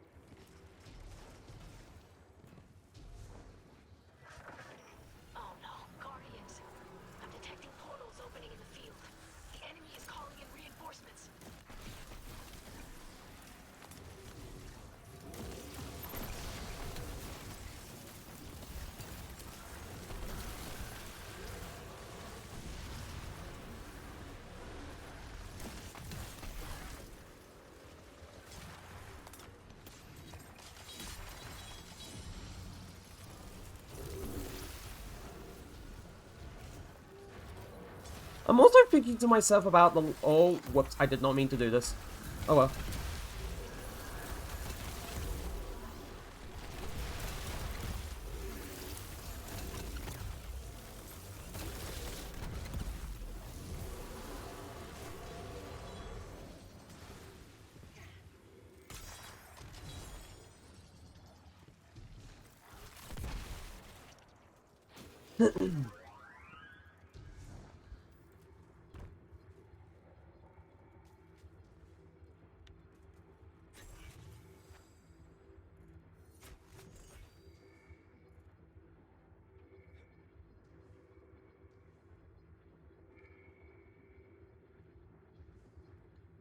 Oh, ouch.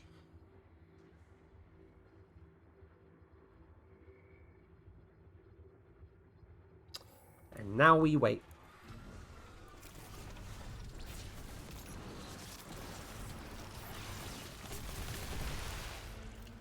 Also, I'm going to be honest, with streams like this and Marvel Rivals and whatnot, it's very difficult to enforce my usual rules for ad breaks because, well, of the nature of either an online or a live service or whatnot.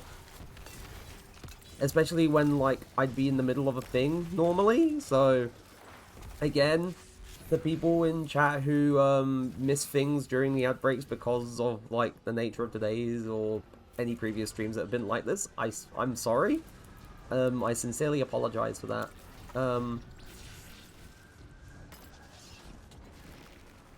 But yeah, no. Sonic 4 having its release date announced is cool. I have been particularly normal about Castlevania Nocturne because its second season came out last week, and I had been waiting for Season 2 of Nocturne for a long while because, while Season 1 of Nocturne was great, there were some, like, issues with it that I do recognize now that I think about it, but above all else, Season 2 took it and improved on it in so many ways, and the animation is just simply gorgeous, honestly. Like, it's like little changes to how characters are animated, the character acting, and like the fight scenes are so dynamic and so vivid and colorful and just, oh, it's beautiful. I love it so much. And if anyone has not watched like Castlevania Nocturne or hell, even the original Castlevania series, you're doing yourself a disservice. Watch both of them. Both of them are great. And many a time has my jaw been dropped because of how great they are. Like, they're that good. Really, they are seriously that good.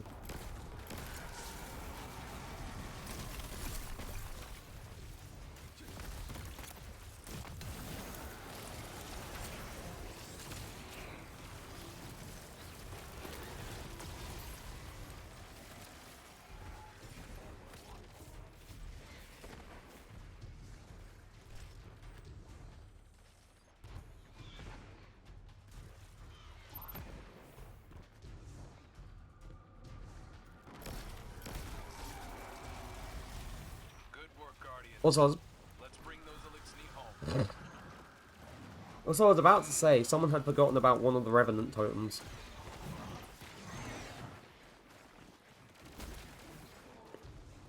You know, Castlevania Nocturne's great. I've been keeping up with Sakamoto Days because I'd been hearing good stuff about the manga and I wanted to give the series a try as it's coming out, and I'm having a good time with it so far. There's only been 2 episodes at the moment, but like, I'm having a good time with it so far. I'm sure like opinions and whatnot will change over time as more episodes are released, but suffice to say, at the moment, good stuff.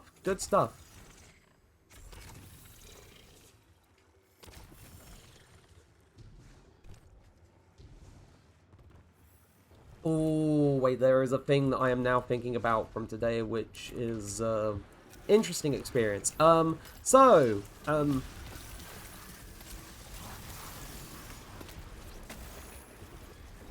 Thing that's happening soon is I think it's the Pokemon, International Championships, I think. I'm not entirely sure. But, because of that, the pop-up Pokemon Center is returning to the UK for a few days in London again. It has done before, though I've never really sort of recounted my previous experiences with it on stream at all, which I'm kind of surprised I haven't talked about like it before, but I guess I'll go over things now. So the first time I went to the pop-up Pokemon Center was back almost 3 years ago, when it was actually the Pokemon World Championship being hosted in the UK at the XL in London. I went there, and honestly, it was great. Even though I wasn't there to like watch any of like the tournaments and the competitive Pokemon stuff, like from the games or the trading cards or anything, I was mostly there for the Pokemon Center and the plushes and whatnot. Especially when it said, "Oh, if you go here, you can get an exclusive Pokemon World Championships Pikachu plush," which I still have. Of course, why would I get rid of it? But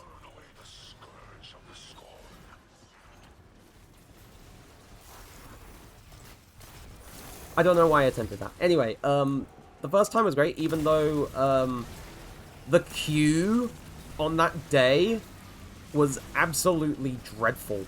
The queue on that particular day was dreadful. Like, absolute nightmare to get into. I had to wait well beyond the time for my appointment to actually be able to enter the shop because there were so many people and there was such a massive backlog. So all in all, while it was fun visiting there, it also wasn't necessarily the best first experience with the pop-up Pokemon Center. The next time it would return would be, I can't remember, it was February or April 2023. Either one. It was another like regional or international championships type deal that was being hosted at the XL, and I went there again on my own, of course. Returned home that day with some big plushies, which I don't regret at all, especially considering the fact that one of them was for my brother and the other one was for myself, and that one I got for myself is still just kind of sat like in my room on my bed, along with the other Pokemon plushes that I have accumulated over the years. I mean, I have no shame in it. I just like my stuff. I like my little stuff.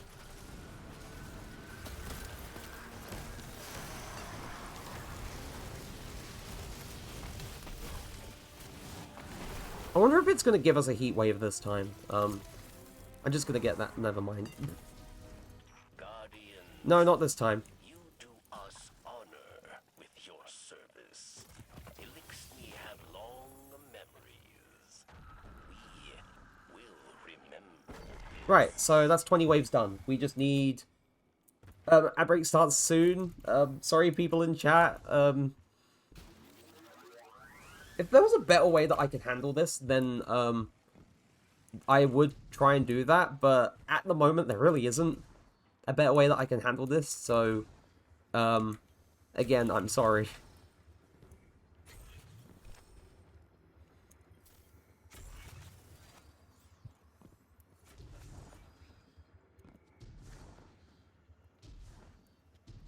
But yeah, no. The second time in 2023 wasn't as bad in terms of, like, waiting in the queue. I wasn't waiting in the queue for too long. Like, there was a slight delay, but really it wasn't nearly as bad as the first time round. And then it came back last year, but because of stuff happening at the time, I wasn't able to go. But it was very important stuff at the time, so, it was understandable why I couldn't go. But now that it's back again this year, I'm wanting to go again, because when it does show up, I do like going there because of the potential stuff that I can get or bring home. But also, generally speaking, there's a lot of people playing Pokemon Go, of course, and they normally have like legendary Pokemon raids happening at the same time. So I just kind of make the most of the overwhelming presence of people there and just do some legendary raids to get legendary Pokemon, which is cool. But that's besides the thing I was talking about. because the main thing I wanted to talk about was that the reservations for it went live today, because unlike the thing for the Nintendo Switch 2 experience where it's a raffle, it's a bit more of a guarantee with the Pokemon Center, because you have to specifically book a time slot, and they will give you that specific booking for that time slot. But the problem, the absolute problem with this, is that while there were some issues with getting the bookings the first time around, because there was some, like, difficulties, the second time around wasn't so bad. I don't know if they changed, like, the system that they use for the, reservation bookings, but in my opinion, it was terrible. It was absolutely horrible. The worst bloody service for, like, making a reservation for anything that I've ever dealt with, because of how many difficulties it was suffering from due to the amount of traffic that it had. And for context for, like, how long it took me to finally get a reservation for the Pokemon Center, the reservations, or the reservation site, basically went live around 3 p.m. my time, roughly. I didn't get the ticket until, like, almost 7 o'clock, like, a few hours ago, so you can make your assumptions about how terrible it was trying to constantly refresh the page, trying to sort of book the time slot that you wanted, while somehow people were getting their time slots booked, and every single time enough people got their time slot booked, you watched another time slot disappear, including the original one that you wanted to go for. Like, thanks, I wanted to go on the Thursday, but I'm going on the Friday instead, and instead of going to it at 1 o'clock like I wanted to, I'm having to go to it after 3 o'clock. Fun! And even then, they say, oh, it's only for 15 minutes, but I'm going to be honest, I'm going to make the most of my time in there. And at the very least, it's not going to be, like, getting a very, very... Actually, now that I think about it, it may actually be better going a bit later than going early, because at the very least, there won't be nearly as many people trying to push their way into the bloody Pokemon Center. So maybe this works out in my favor, and I get to have a comfortable time getting in. Who knows? Who knows? We'll see what happens when it comes to the next month. Because it's a month away. It is literally just a month away. And yeah, no. I'm going to have it mildly planned out, if that makes sense. But not excessively.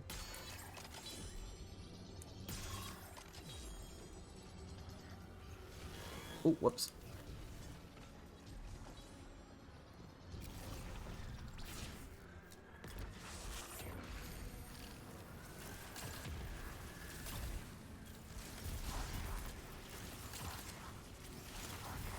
Yeah, no, I've been on yapping mode today, and I don't mind that. I appreciate that I can just go on yapping mode today. It's refreshing to have, like, a whole bunch of stuff to sort of go over and talk about, and then just, like, slowly unload everything that I've just kind of been, like, thinking about or holding on to in terms of, like, what I want to talk about.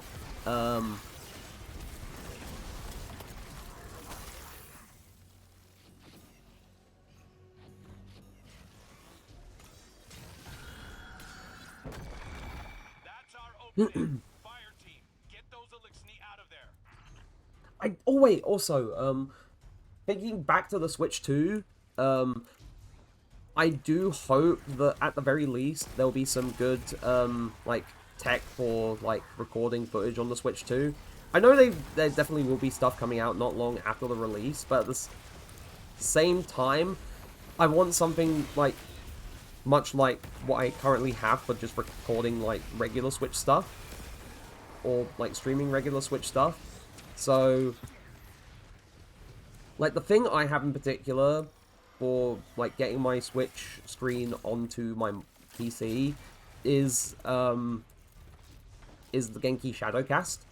And I, backed the Kickstarter for it, like, for the original one, like, a good...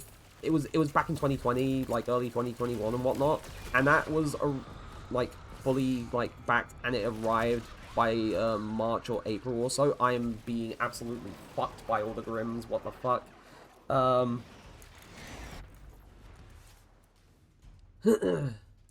that didn't feel fun or fair. But yeah, and that thing is just super helpful. It took a bit to get used to it, but now, as you know, I just use it for all my Switch playthrough streams and whatnot. Whew. Also, sorry about being tired.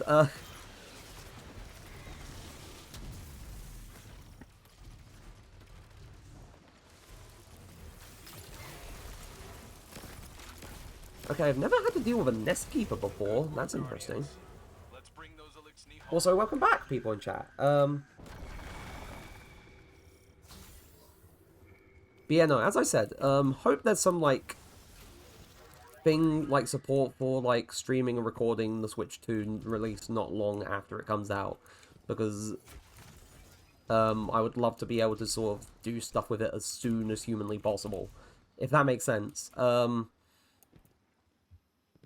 also wonder if there's, like, a thing where I can... Hold on, I have to actually look this stuff up, because maybe I want to future-proof things for when it eventually does come out. Who knows? But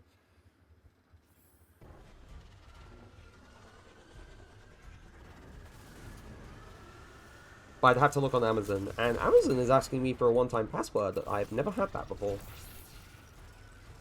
Or at the very least, if I had it before, I haven't had it for a long time.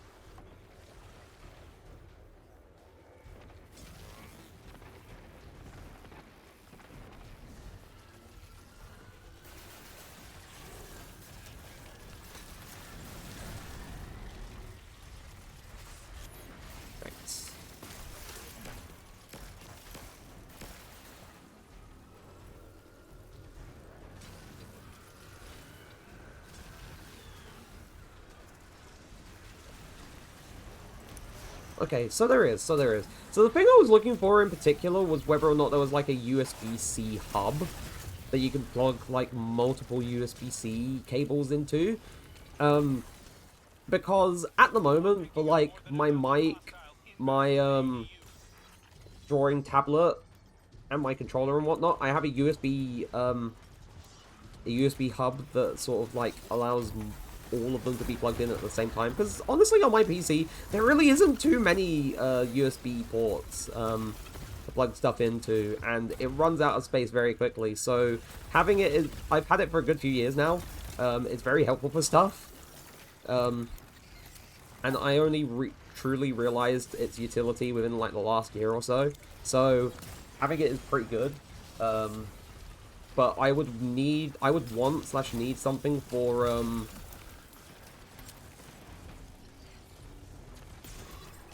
if and when the Switch 2 comes out. And I know that almost all of the games on Switch will be backwards compatible on the Switch 2, but there is the event where some of them won't be, and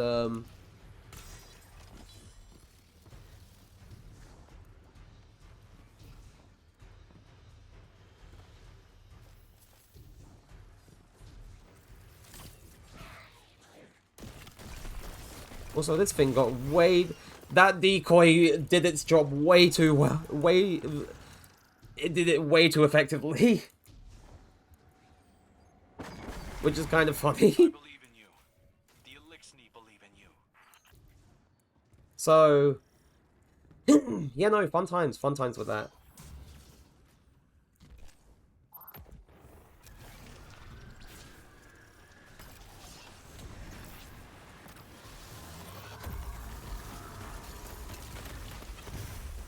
Wait. Why is the Hangman here? Or is it the Ether Gorge Scorn? Never mind, that's what it is. It's because he uses the same,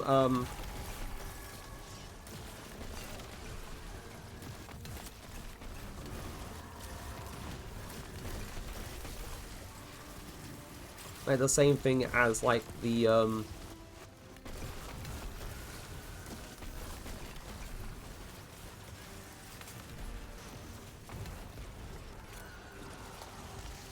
as the Hangman Giant Scorn dude. Giant Scorn boss.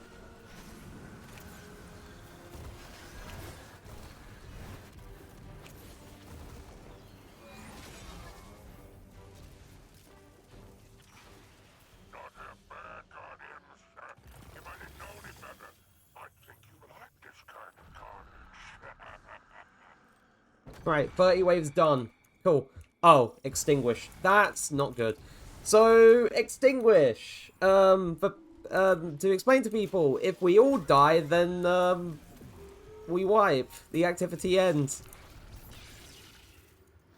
Which, you know, not fun considering the fact we're 30 waves in and I don't want to have to do everything from the whole ass beginning again. So, we're getting max level decoys to hopefully protect against things. Hopefully, I say.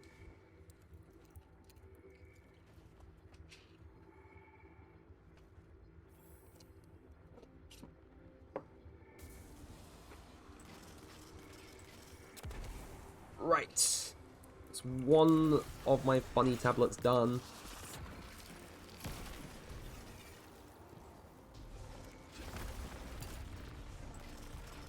That one Scorn, just get back here, please. Hello.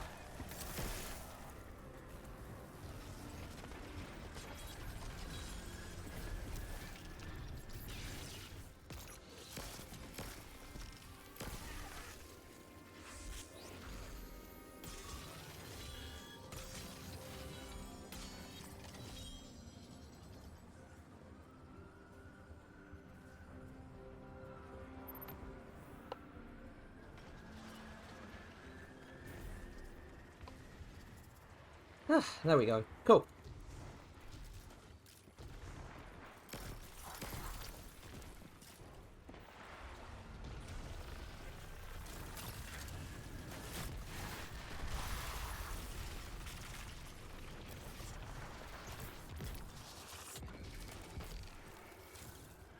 I don't have any doubt that I'll get this done, because, well, it's been, frankly, a cakewalk, aside from the 1 or 2 times that I got absolutely lasered to death, but to be fair, Grims are bullshit when they're in large numbers, so, there was a reason why I died. There was a reason why I died that time. Transmats down to the field. Targets are moving fast to the ADU.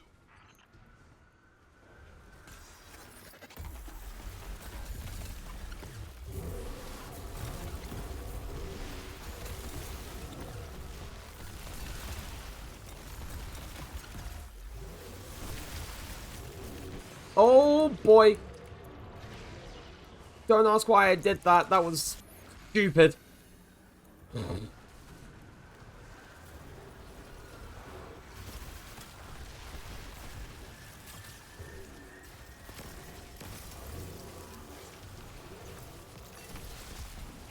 There are so many batteries. There are so many batteries on the floor. I'm going to throw all of these batteries.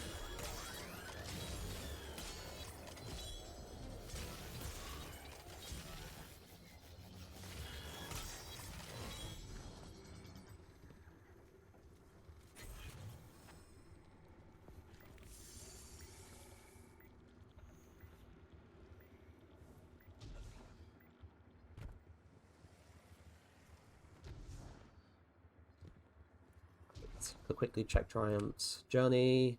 Got my triumphs. Need to defeat saboteurs.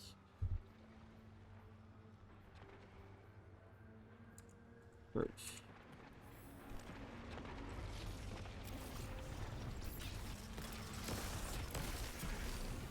But to be fair, defeating saboteurs is kind of almost done.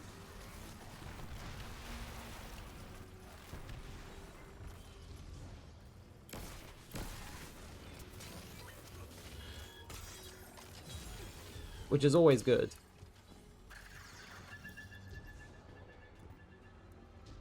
Speed wave. Wave within the time limit. It's over here.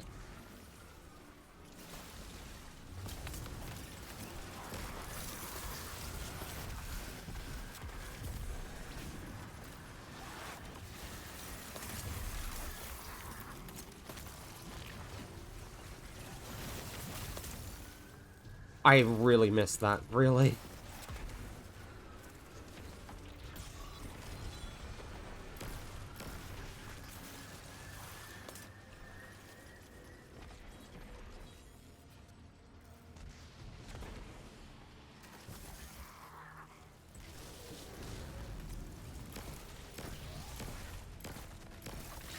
Cool.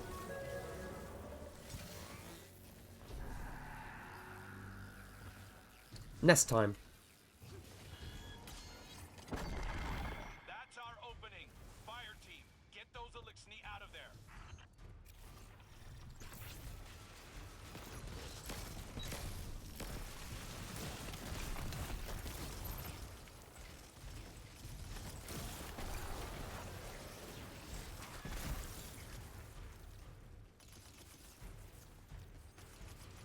That went up there, I think.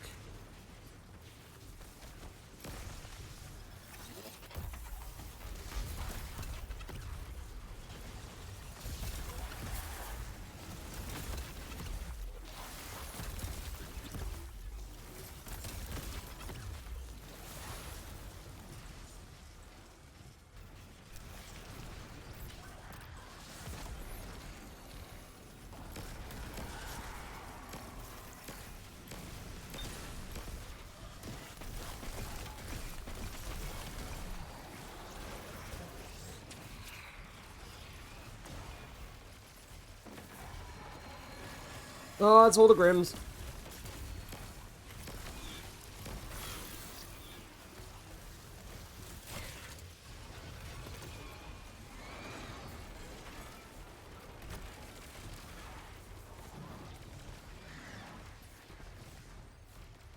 Yeah, no one destroyed that other totem. Good work, Guardians. Let's bring those Elixni home. Whew, I was hoping there was not going to be another... To be fair, Nest Keep is literally easy, but I'm just, you know... The less that I have to deal with for this stuff, the better. Honestly.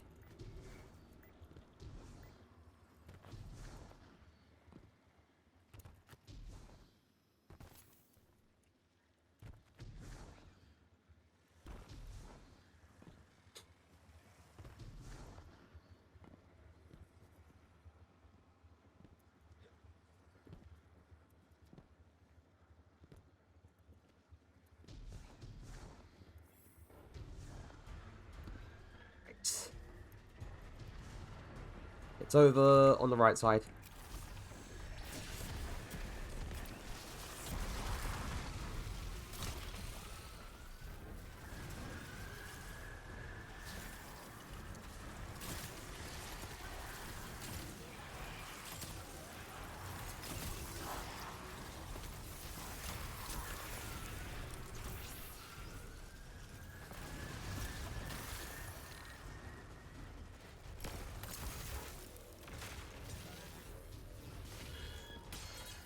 The other guy's AFK, which isn't good.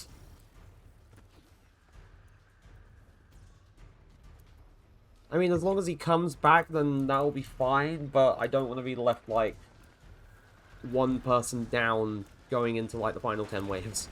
I know it's not expert mode, but it's still, like, difficulty's still scaling.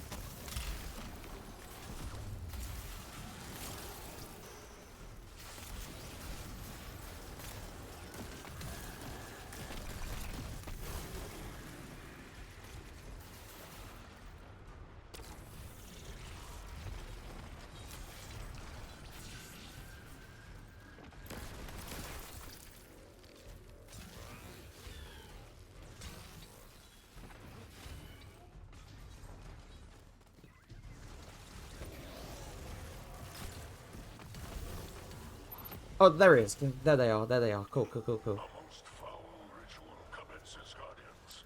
Burn the perpetrators away with purified ether.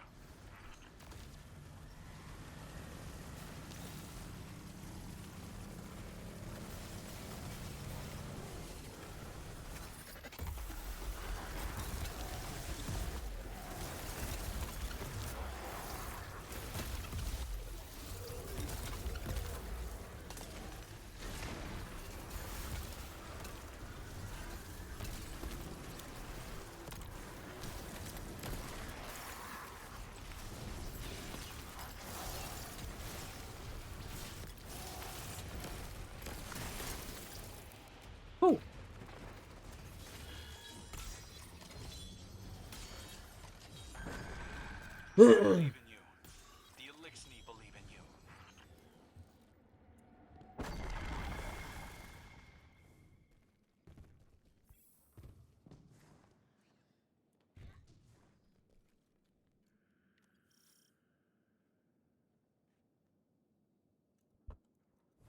Right. Oh, they were waiting for me.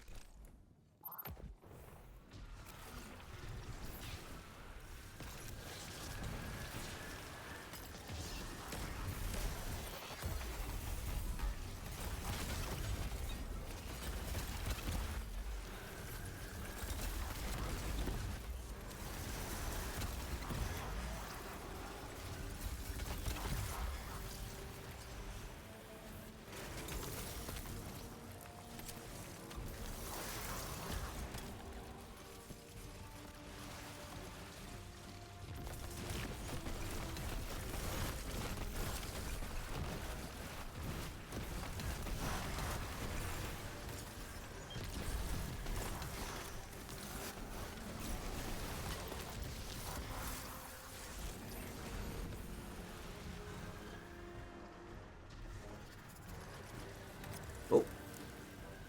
Cool. Guardians, Oh. you do us honor with your service. Elixni have long memories. Just one more now. Will remember this.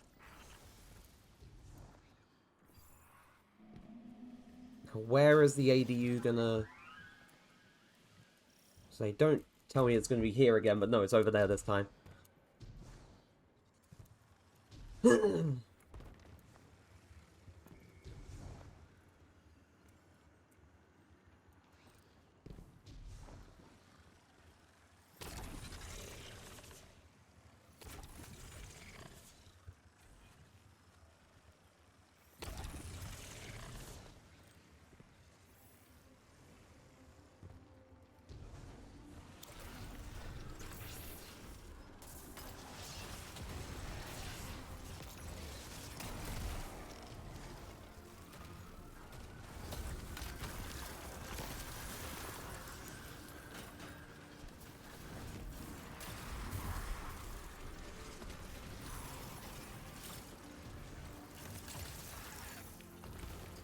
Whoops.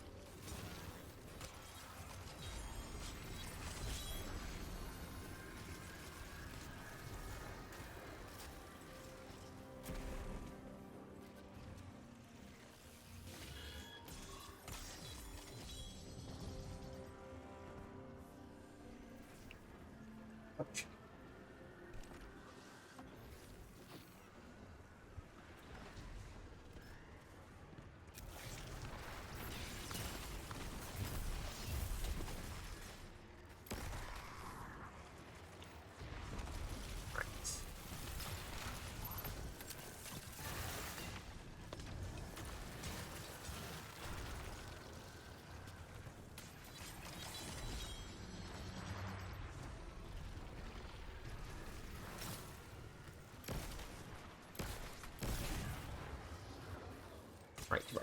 Right.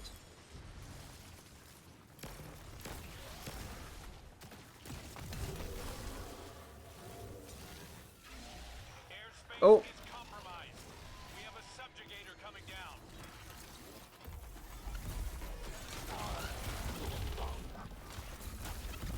Oh, yeah, no, everyone said fuck that. The entire team said fuck that and just lasered it with super straight on sight. I love when that happens.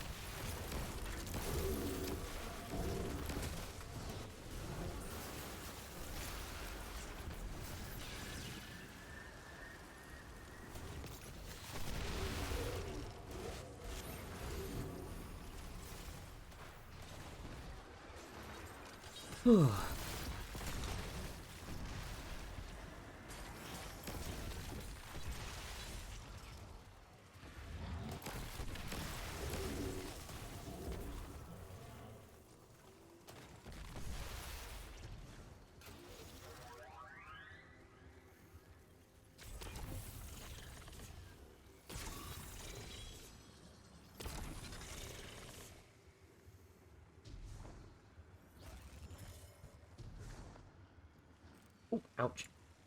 Honestly, looking at triumphs, so this still requires a bit. Saboteurs is getting there, but I don't know how much progress each individual saboteur kill gives. Revenant Barons definitely requires quite a bit. In total, there's 6. There's 6 like triumphs that I have available to me that I could sort of possibly pursue for getting the title. Some of them are fairly easy, while one of the others is like pretty difficult. So who knows? Once I get the 50 wave done, I could just go into the regular Onslaught Salvation playlist if I choose to, and then just, you know, do the rest of the Onslaught stuff for the title from there. But I do want to at some point get through some of the Pastor's Prologue, or the rest of the Pastor's Prologue stuff, because that shouldn't take too long.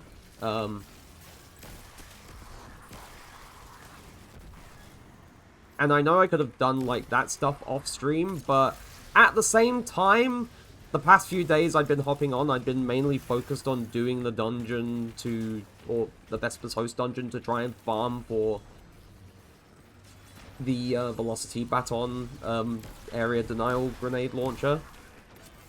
To no avail.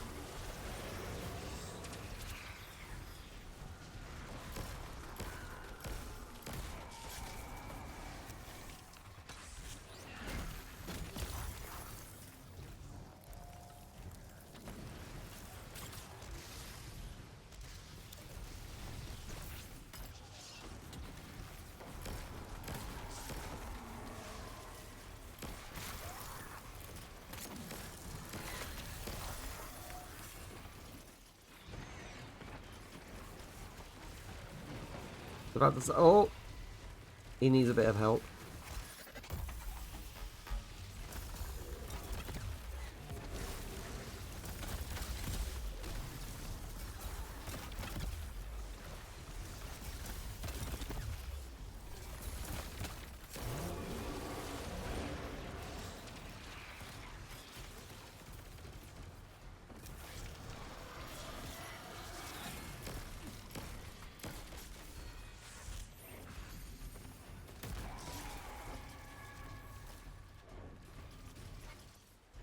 And there's still a Revenant Baron to take out.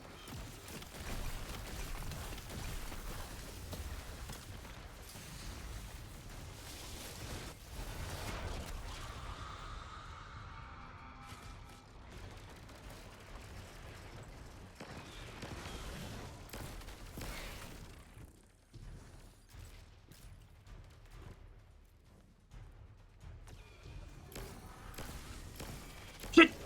Damn it, really?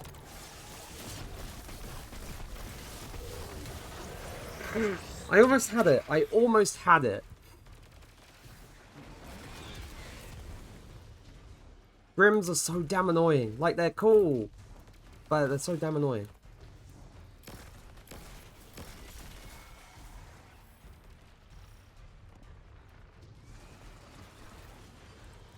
Whew. Excellent work. We're making strong headway, purging the remainder of the Revenant squad.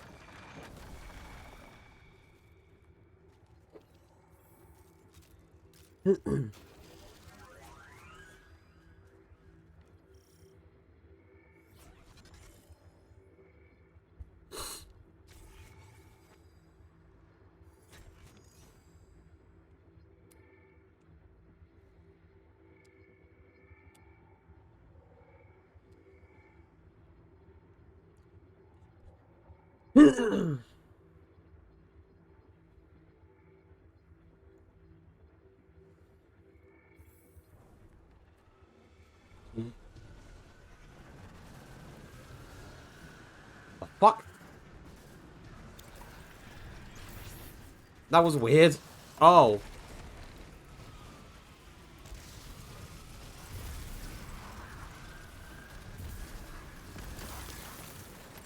That was weird.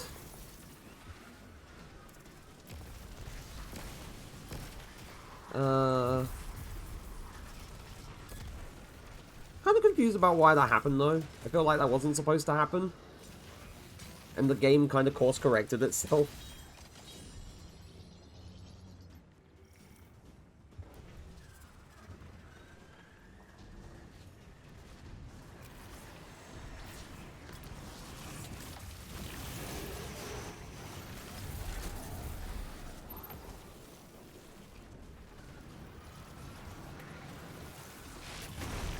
Oh!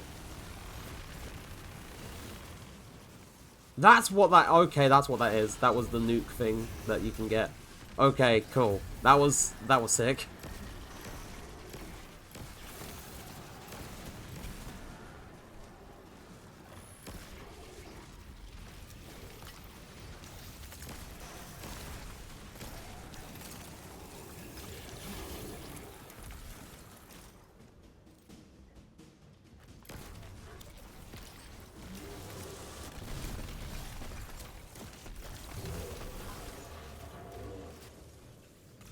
Guardians, I'm picking up multiple hostiles on the ADU sensors, and they're closing in. Fingers are feeling a little stiff for some reason.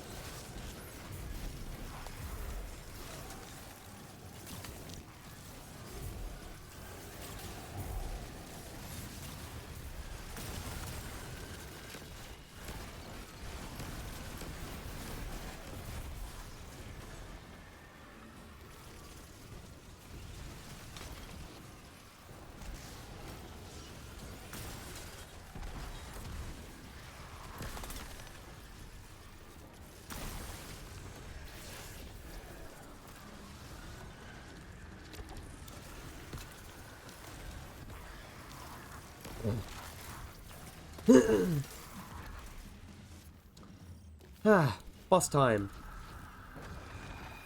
You're wearing them down. Let's keep fighting.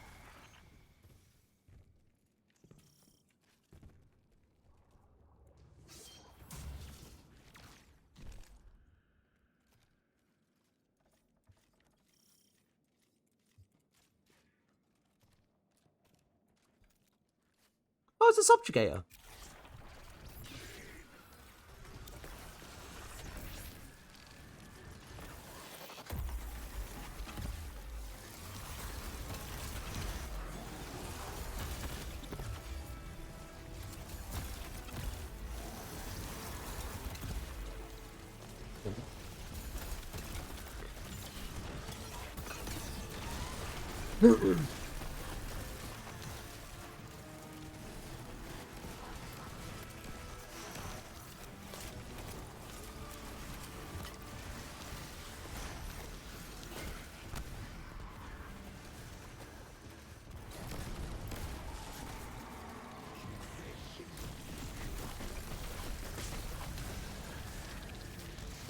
Ooh.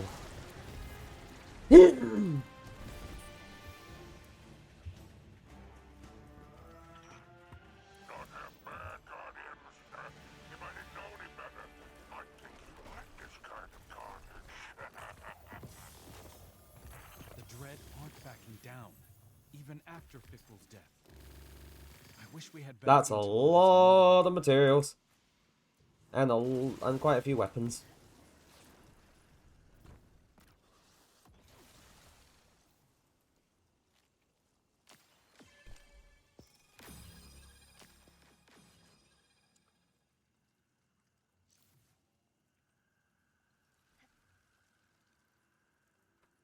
Ouch. Alright. Well, that's that one done at the very least. Hello, Hitor. Hello, hello. You have been playing Crash, I am aware. How has that been? You are taking a mental health break from Crash, that is understandable. You did that the last time you were playing Crash while I was on stream.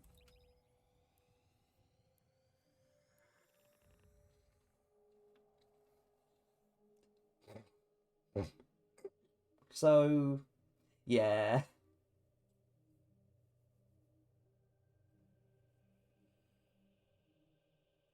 Thanks, Nightbot.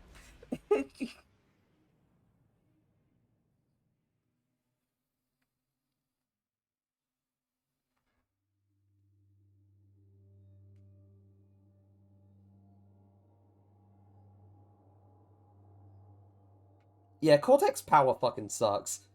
I hate that level.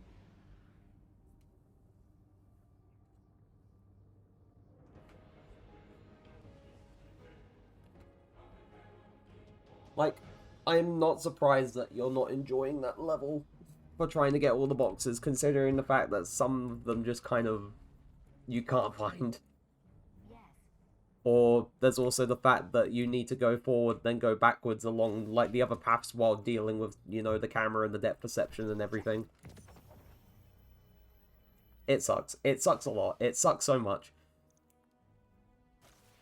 It's a low. If I'm to be, I struggle with remembering directions when it's paths that look the same. So it's like, yeah, no. I completely understand. Completely understand. Insurmountable with demolitionist, desperate. No wait, that's wrong. With disorienting nades, ambitious, reverberation. Get rid of that.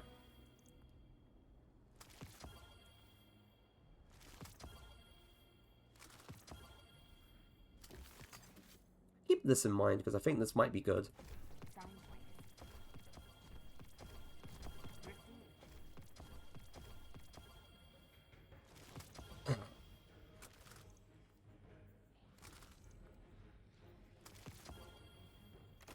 Disorienting maze is also what I would call my situ. Yeah.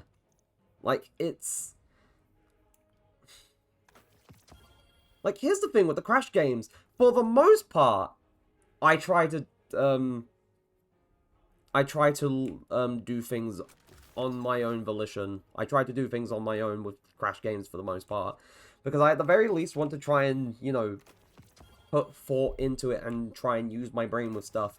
But when something becomes, like, absolutely ridiculously stupid to keep track of, or trying to find where things are, and I've looked so many times and I can't think of anywhere else where things could be, then I do look things up. A warning for if you ever manage to get to Crash 4 within the next decade or so, you'll have to do that quite a bit, where you're going to have to look up where a thing is, because some things are hidden in the most bullshit places in Crash 4.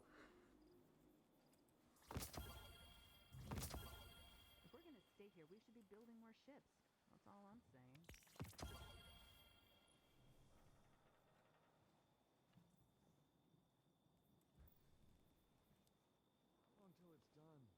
Robot dance.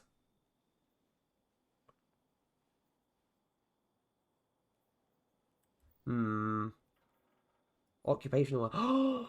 The ornament for the fucking icebreaker. Ooh, I'm taking this. I haven't done the catalyst for the icebreaker yet, funnily enough. I need to get that when I feel like it and have the time.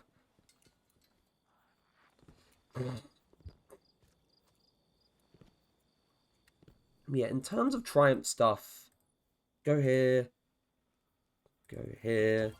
So we've gotten to 90% of the saboteurs, which is good.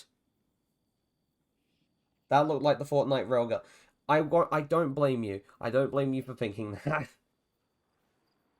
Complete lapse in the Tomb of Elders. Complete Kel's Vengeance, run of the contest event. Hawk, I am a human being that can speak the English language. I struggle sometimes.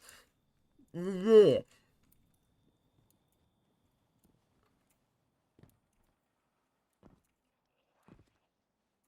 yeah, no. What now? I could do like regular onslaught.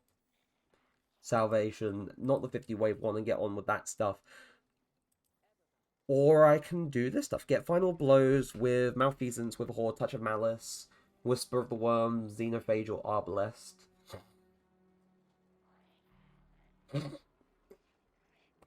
Ugh, gosh. Collect Dubious Celery from defeated targets in Gambit, and collect Century Eggs from defeated combatants on the moon. Complete activities on the moon, and then that's the thing, right? Think the fort occurs.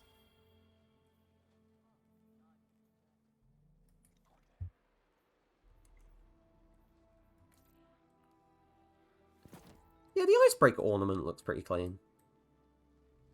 Even though I haven't used it in God knows how long since I got it, but, you know, good for when I actually use it. I need to dip into collections and get a thing from there. Unless I... You know what, I'll look in the vault. I'll see what I've got in the vault.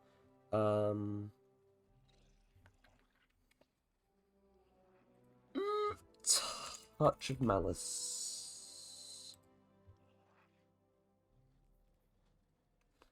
Ouch.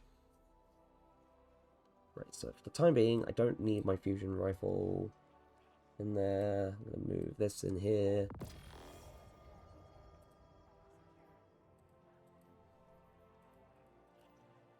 And then I need a weapon to infuse into it.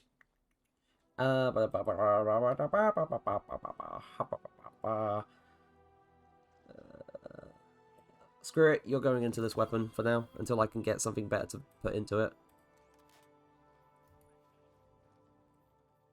I'll just... I never finished doing the catalyst for this thing, so this might be a good time to do it! Who knows?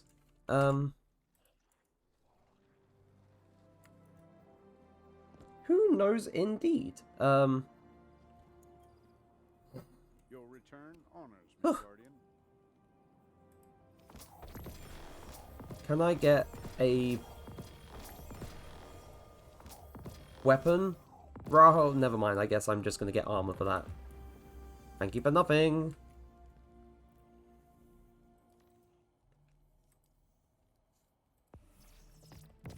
Oh, that's another Eververse engram.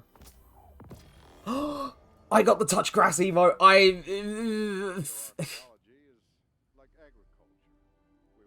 Man, imagine if Sunbracers were still the meta for Warlocks. That... I'll keep that in mind, but I don't think that's the greatest.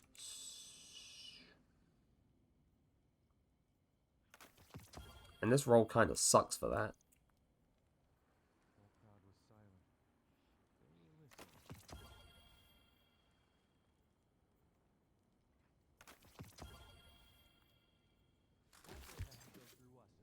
Right. I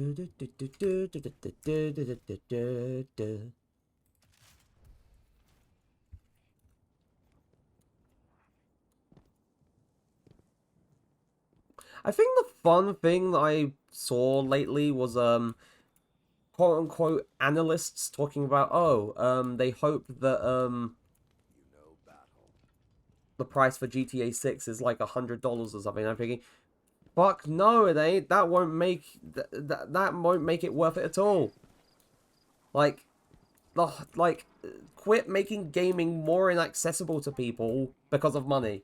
Like, yeah, no, it's bullshit. Like, you know what people are going to do at that point? You know, great age of piracy begins and whatnot. You may as well be living in One Piece. Speaking of One Piece, I need to actually try and watch that at some point. Yeah, I don't care what game it is. I would not pay £100 to play a game, even if it's a game I like. And that's for like a standard edition. If it was like a special collector's edition, then I could kind of justify it. But, and this is a very big but, it is not worth, like, a standard edition is not worth £100. A standard edition is not even worth £70. A standard edition should only be $49.99, and it's ridiculous how we've sort of, like, gone above it.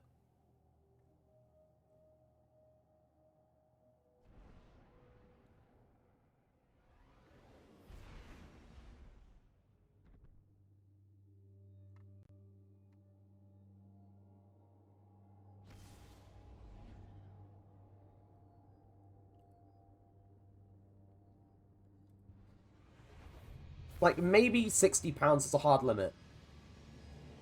But anything above that, no.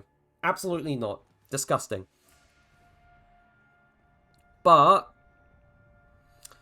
as I said, I could maybe justify it if it was, like, Deluxe Edition, Collector's Edition, or, like, very special Collector's Edition or whatnot. But yeah. Also, although I did manage to get, like, a reservation booked for the Pokemon Center in February, I saw a post from... the Pokemon UK account on Twitter saying, due to exceptionally high demand, reservation slots for the Pokemon, like, EU International Championships Pokemon Center pop-up store are now fully booked. We understand that some fans will be disappointed that they could not reserve a slot. We are investigating ways to improve our online registration process. Don't change the service that you've been using for it. Because it's extremely stupid. Like, why change the system that you'd been using? Or I mean, there's no guarantee that they actually did change the system that they were using for their booking, but at the same time, it really felt like a system that was, like, untested, unproven, very unstable and whatnot, and really seriously couldn't handle the strain of so many people looking to book stuff at the same time. One of the largest media franchises in the world, ladies and gentlemen.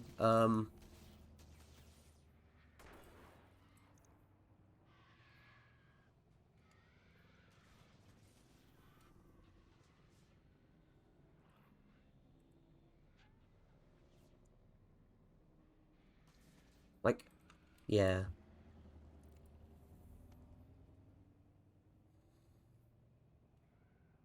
There's a few stuff that the Pokemon Company definitely need to improve on.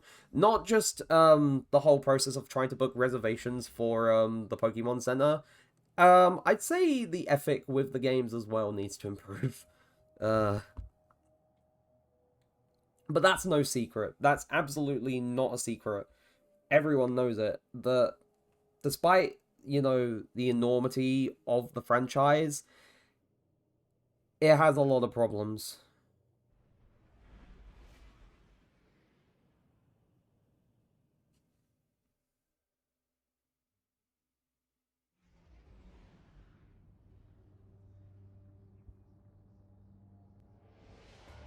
I'm surprised there are people doing nightmare hunts.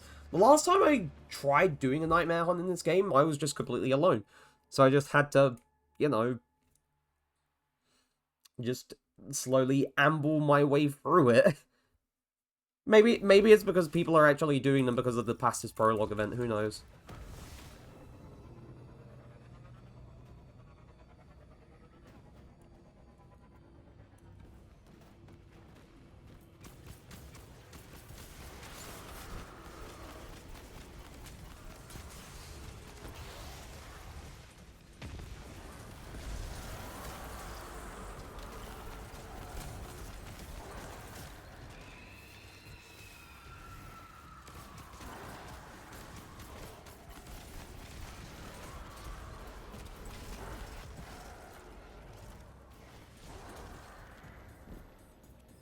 Okay, so for people who definitely don't know, and that's very possible, Touch of Malice, this weapon, this exotic weapon, the whole thing that they changed about it in D2 is that,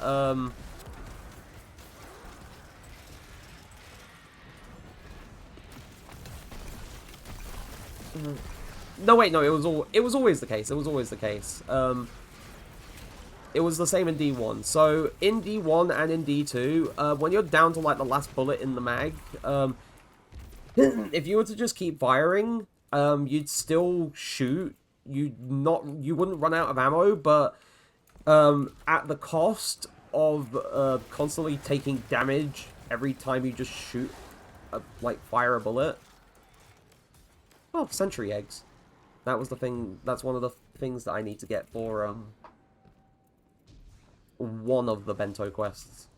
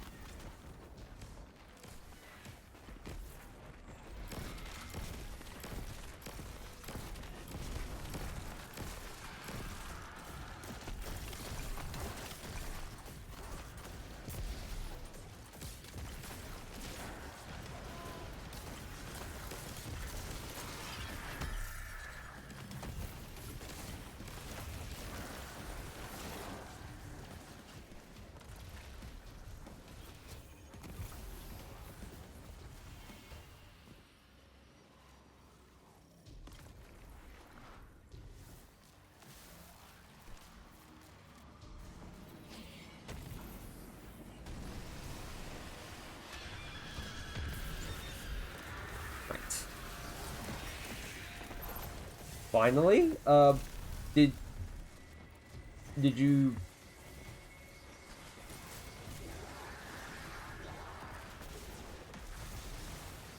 Oh, you fucking did! You finally did it. Cool, cool. You don't have to play it anymore.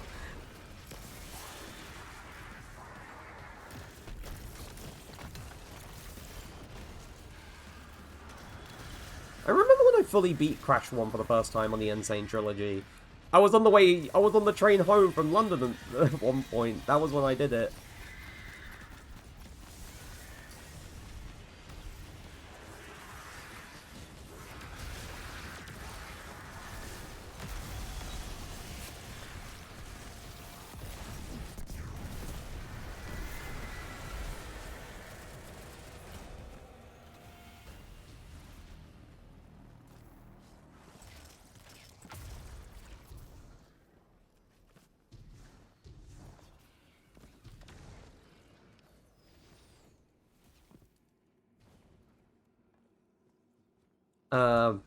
Game, you're gonna do the thing? Yeah, there we go.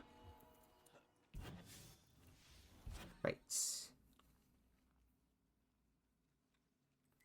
And we'll run it again, because I don't know how many runs of Nightmare Hunts will complete this quest. Let's see. Okay, that awarded 25 towards the progress, which is good. That's good. That's good. That's very good. I like that. I rate that.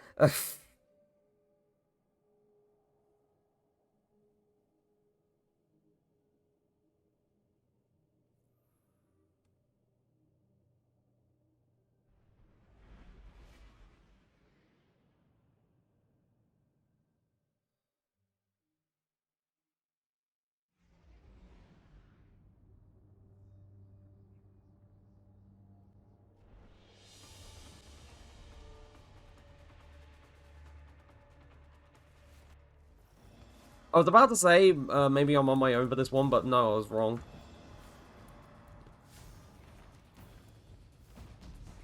They're just all the way down there?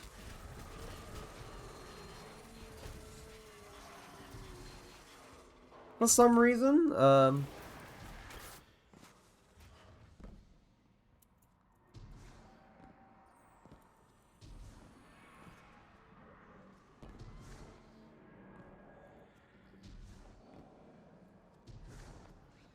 Alright, they weren't all the way down there. They were only just entering the bloody temple.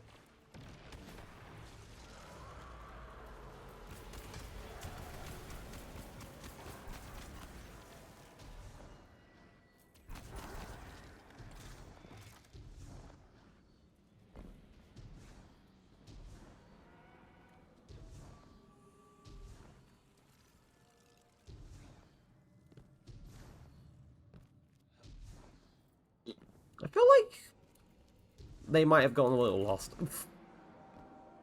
happens.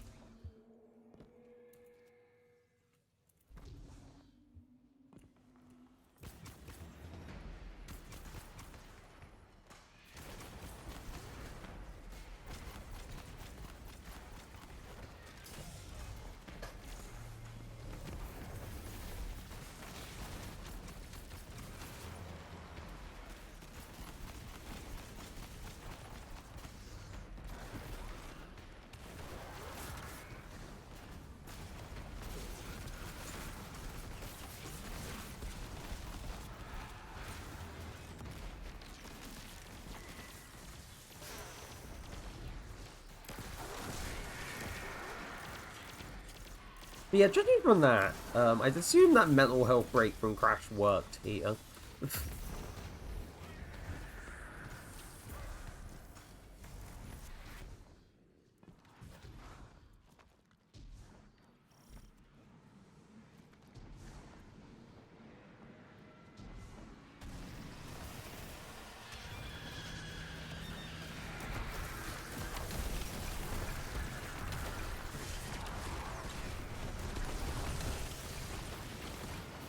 Oh, never mind, I was not allowed to live. Love this game when it does that.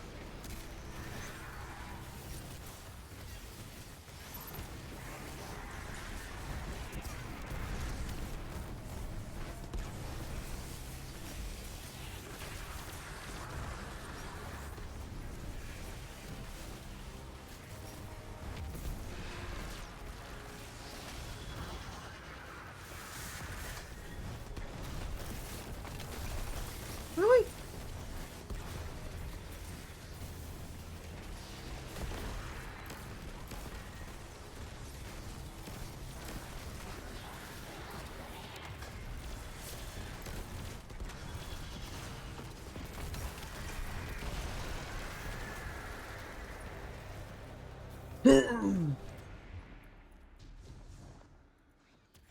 Right, and now I just need to do other small bits, because I'm not doing another Nightmare Hunt run. Maybe Lost Sector runs are also good. Also, ad break starts in a few minutes. For people in chat.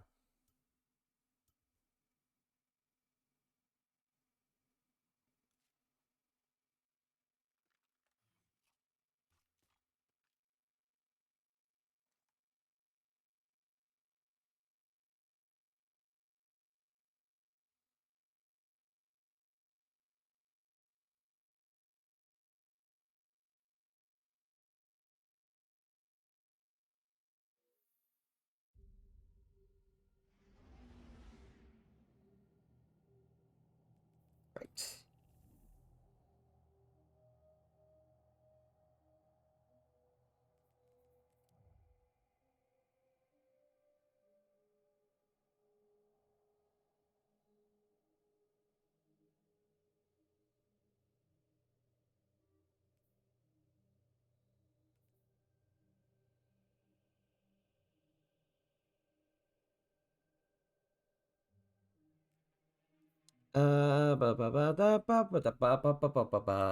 There we go.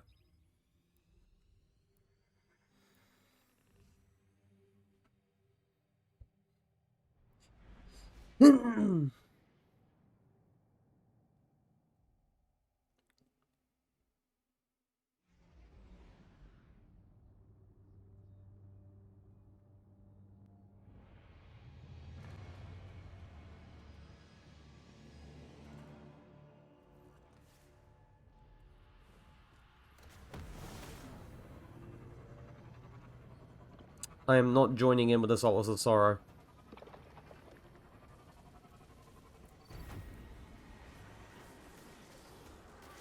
Thing here? No, it's not. Is it? No, it is. It is.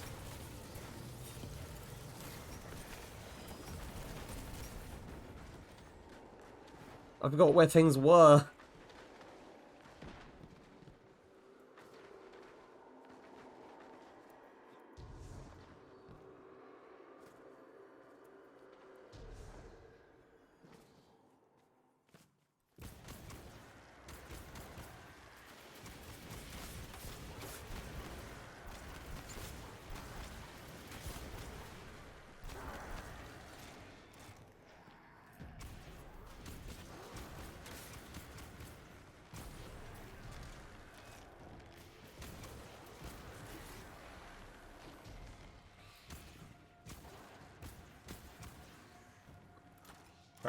Ad break is starting. I will try and do the ad break this time. So I'll be back in a few moments. So I'll be right back. Just hang on tight. I won't be too long.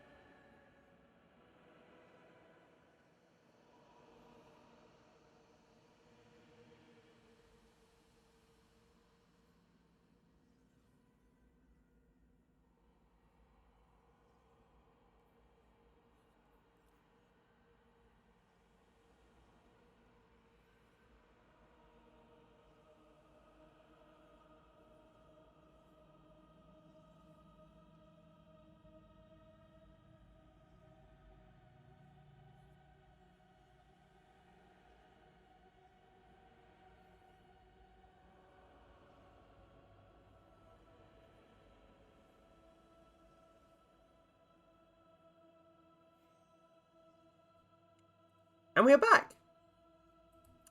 It was nice to actually get the ad break done properly this time around instead of, like, the previous 2 times. I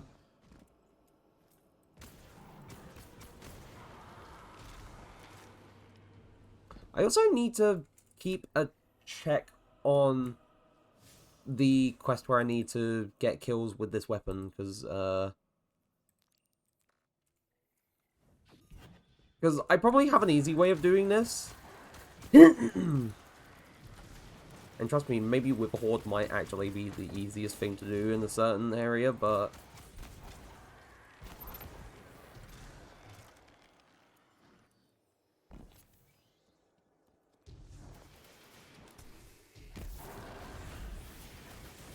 But regardless, I'm just gonna, you know, use Touch of Malice for now.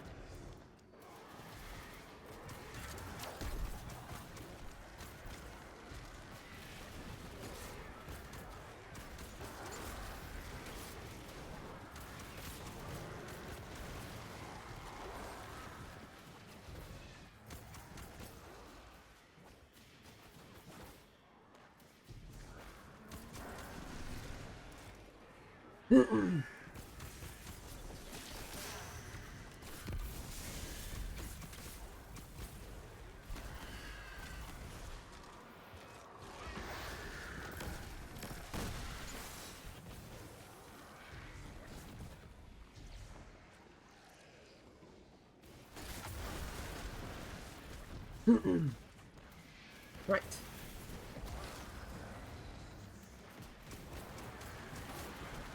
Okay, go. Oh.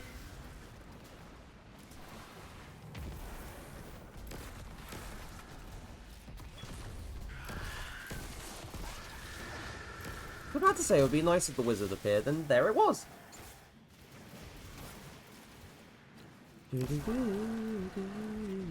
Ooh, wait. I just remembered something. For Festival of the Lost, which, for people who don't know, basically Destiny 2 Halloween. The past Festival of the Lost, like from the past year, we got, Good Wizards versus Evil Wizards as the voting. And Warlocks got their Evil Wizard costume, which I haven't made something fully with, like, the ornaments from that set yet, but it was pretty cool to get. This year was, like, Slashers versus Spectres for, like, Festival of the Lost's, like, class costumes and whatnot.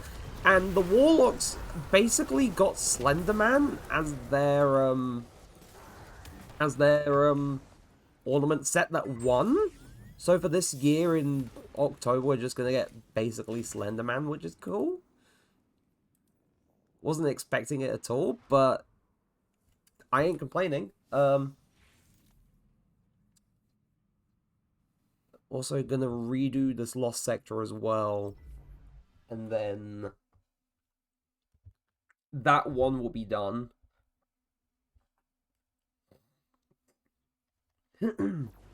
Ooh.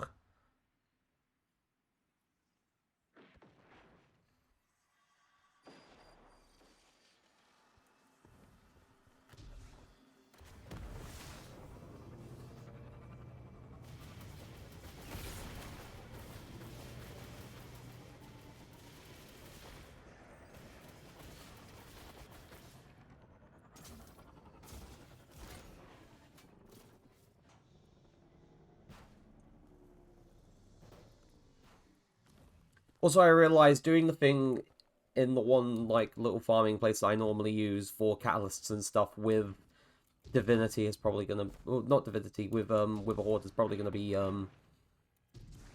It's probably gonna be the quickest way to get it done.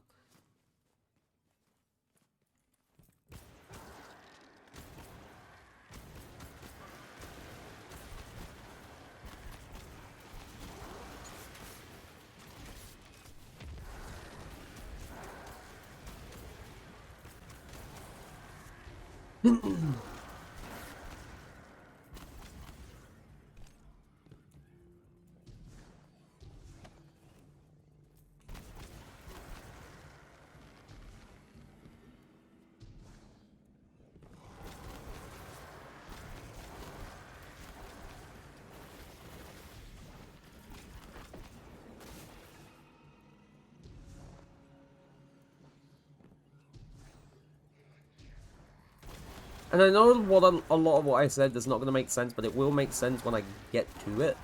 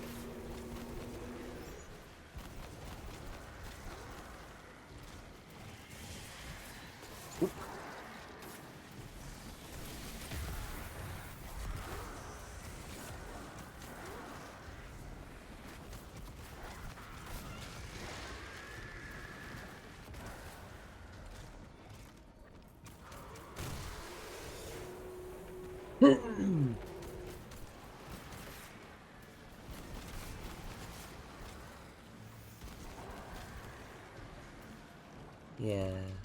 I definitely do want to probably mayhaps do an art stream again.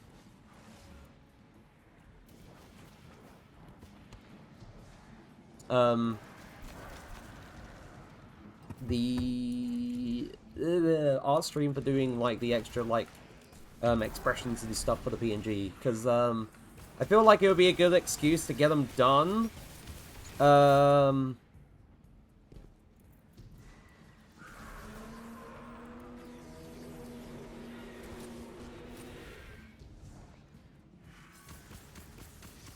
And at the same time, I haven't done an art stream in absolutely forever. So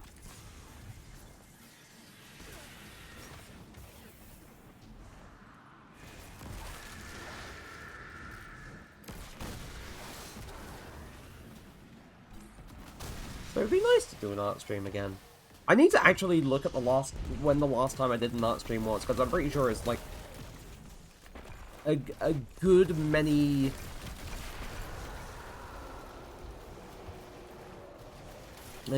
months. I should definitely check. Like it won't be on like the Twitch VOD archives because it will definitely have disappeared by now. But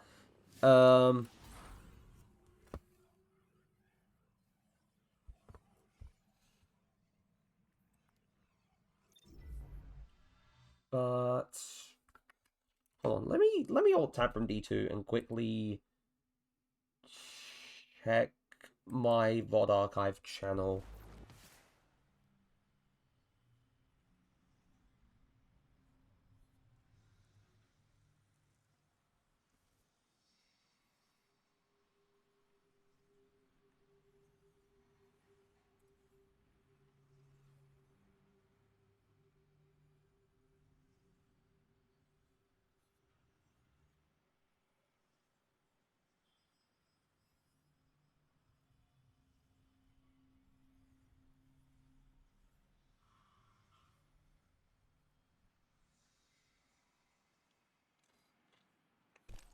Oh yeah, no, good many months ago. That was the last time I did an art stream. You know what?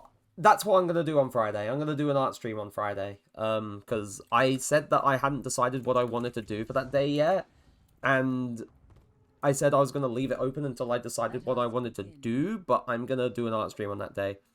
Drifter sent you here with lunch. Eris warily regards the container you've brought her, then cracks it open. The air fills with a tantalizing blend of aromas. Dumplings, Eris observes with solemnity. She sighs. The Drifter and I have been cautiously discussing the past. That is, we have been reflecting upon my tendency to cling to material remnants of years gone by, and the Drifter's reluctance to divest himself of his old reputation. This seemed an adequate opportunity in which to make a fresh appraisal of all that I have gathered throughout the years. I believe Drifter meant this small kindness as encouragement. I would not wish for you to leave empty-handed. Please take something. Consider it a fair exchange.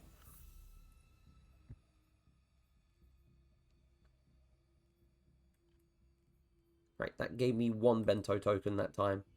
I already have the Igneous Hammer.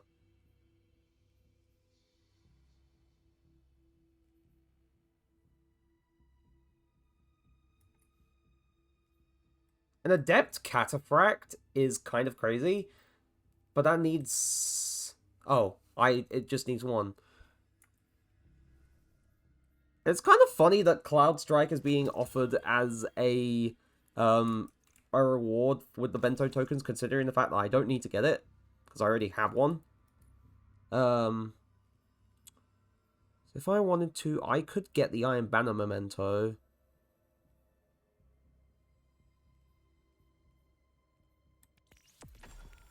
Even though the Iron Banner is ongoing, I would rather not put any effort in the Iron Banner because I do not enjoy PvP at the moment. Maybe if I push myself enough, maybe I'll like try and find a way to enjoy PvP again. But at the moment, not fun. Not fun in my opinion. Not fun at all. I steer very far away from PvP as a whole. Also, I've gotten 61% of those kills. Cool.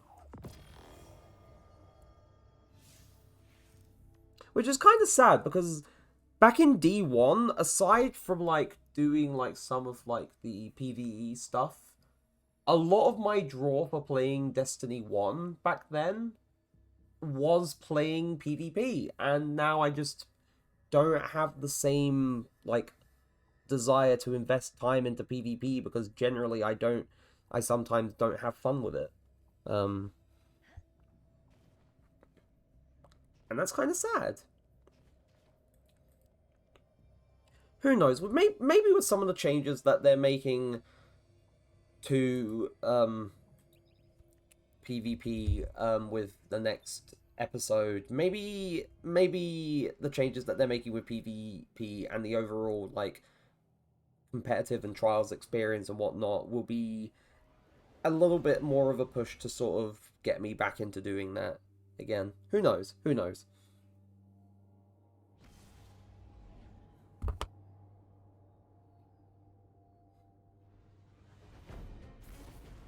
But I'll just have to wait and see. Like, in about a few weeks. It'll be a few weeks, so I have to wait and see.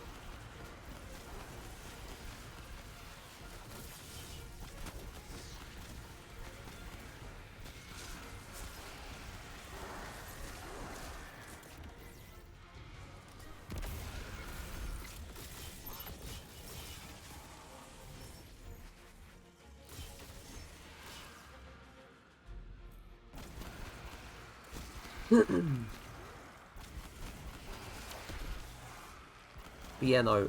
I always come to the opening encounter of the Grasp of Avarice dungeon to, like, farm weapon kills and stuff for a thing. Whether it's for weapon levels or...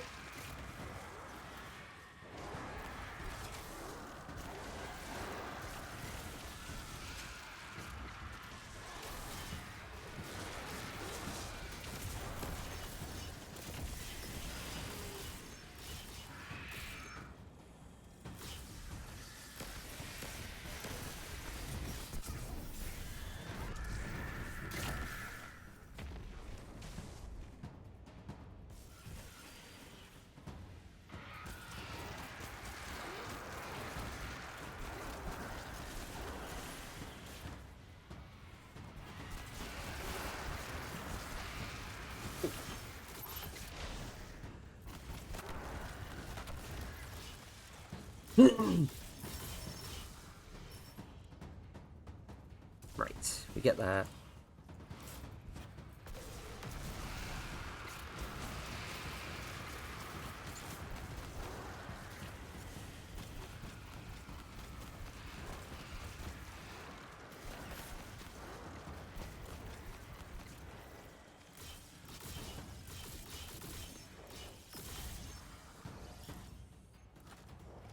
Yes, here.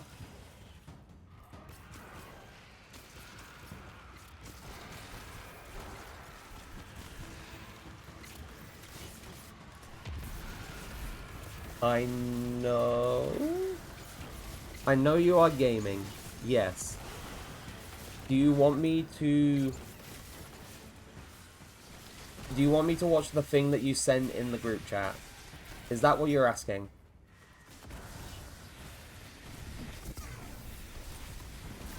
Yeah.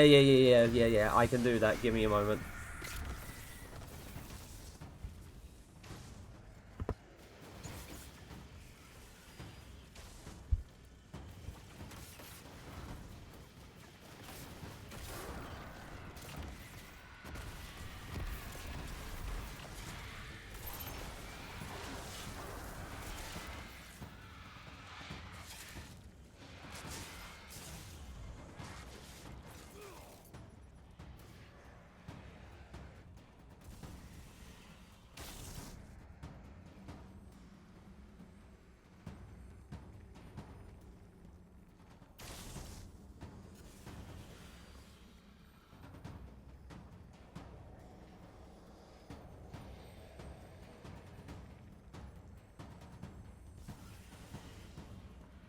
trying to think.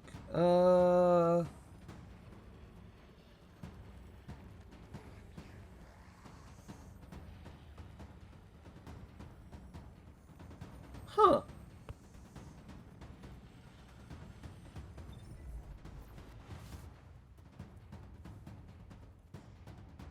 I'm trying to think. Like, that is kind of odd.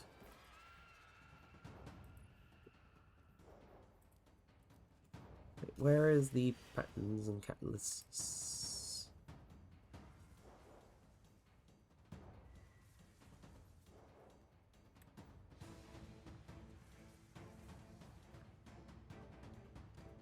And of course, there goes Seb.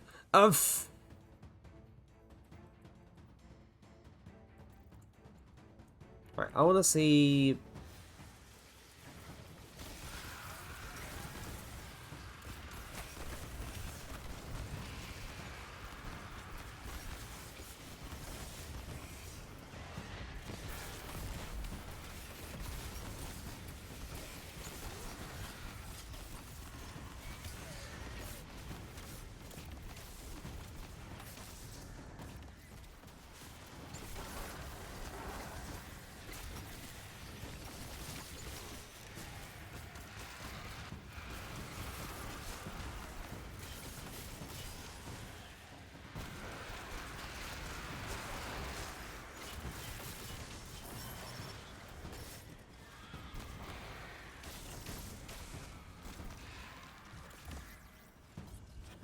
That gave me 4%. I'll do the catalyst farming another time. I'll do that another time. We go back to the moon and give Eris stuff so we can get another bento token.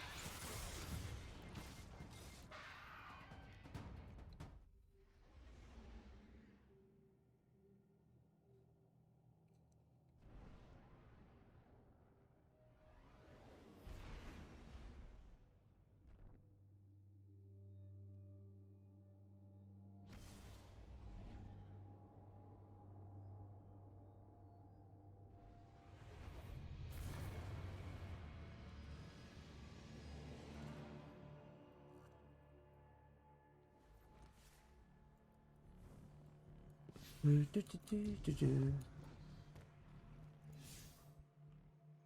smell the hatred of the hive upon you.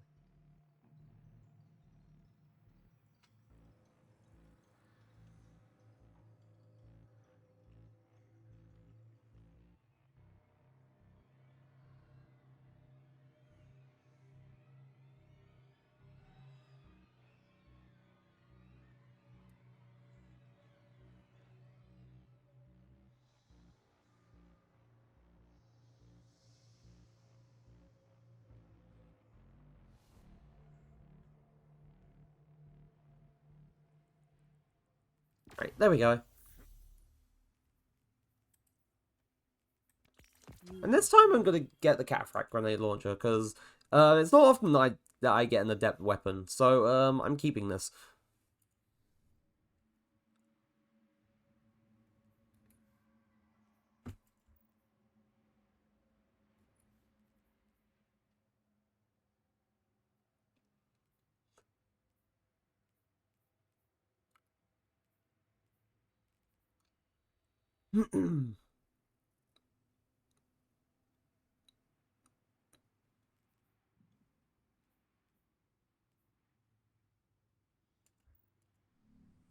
Ouch, right. Now, the next thing that I can doodly doodly do... I am sure you will impress me. Maybe.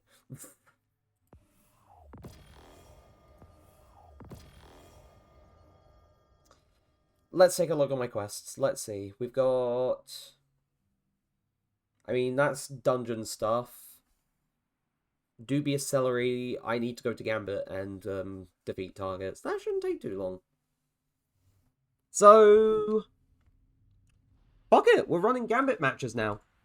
Gambit matches I don't mind, considering the fact that it's, like, part PvP, mostly PvE. Like, very small concentration of PvP, mostly PvE. Like, I don't mind playing Gambit. Although I haven't played Gambit since like very early on in the season.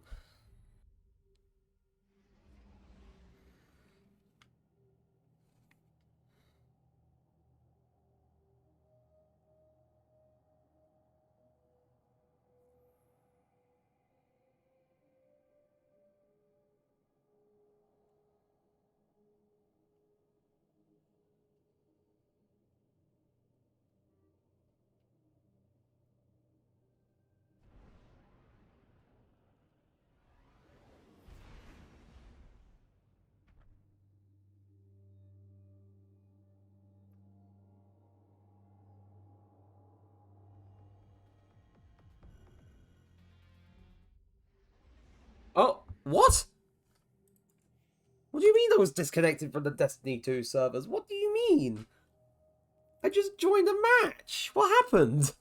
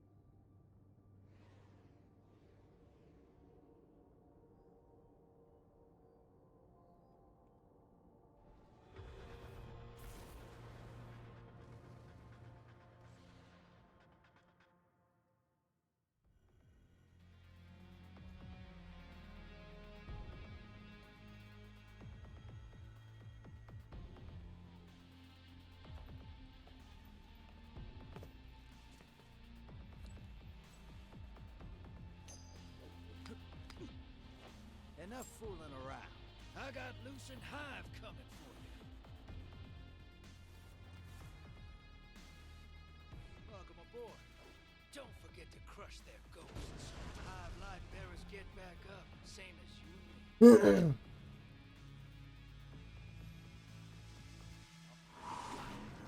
Let's hunt some hostiles, brother. Bring their moats to the bank.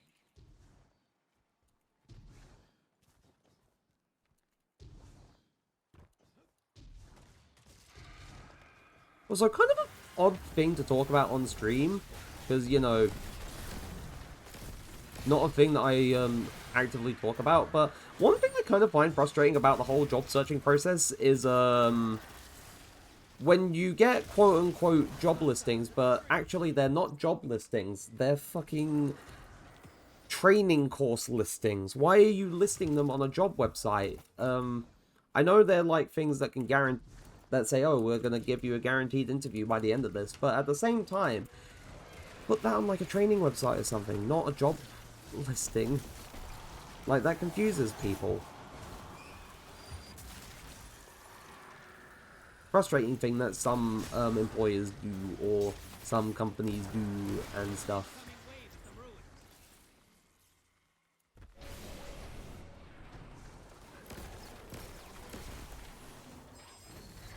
You sent a large blocker to the other side.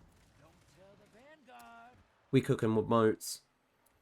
We cook him with 15 moats. They haven't got rid of the large blockers on their side yet. I don't know if that's because they're saving moats or if they struggling to get rid of them. Portal's up. Go look 'em in the eyes.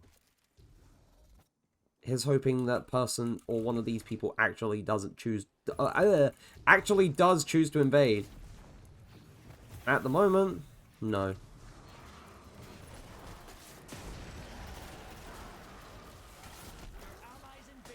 Thank you.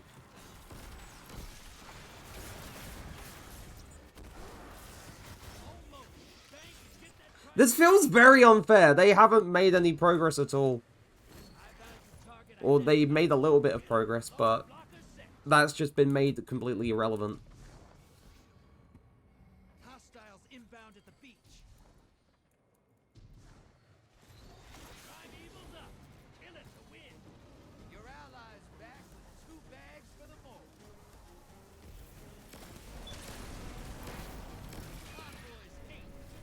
Okay, never mind. That quest was done in just this one match.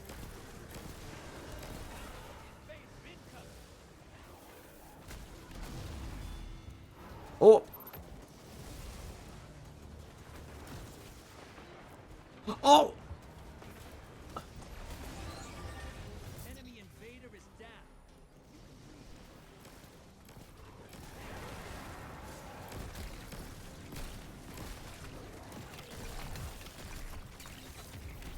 Why did I threw that off in the completely wrong direction? Why did I do that?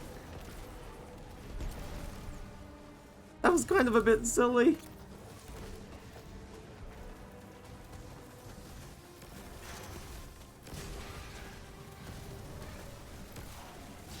Envoys 8. Now devour that primeval. Invader on the field.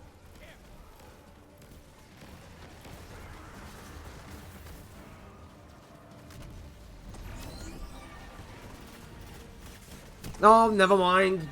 Why did I think I could get him? Enemy invader down. Thanks.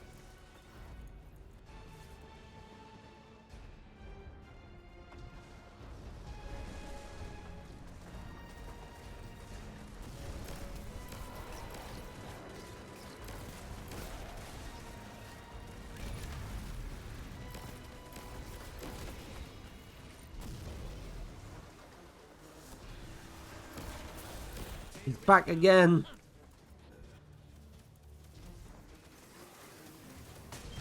in the dirt. Now kill the big guy. Oh, seriously? What was he trying to do? What was our guy trying to do?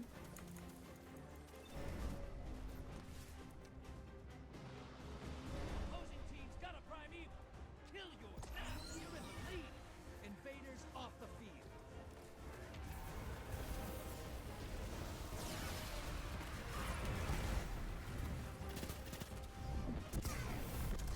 Allies headed to the other side.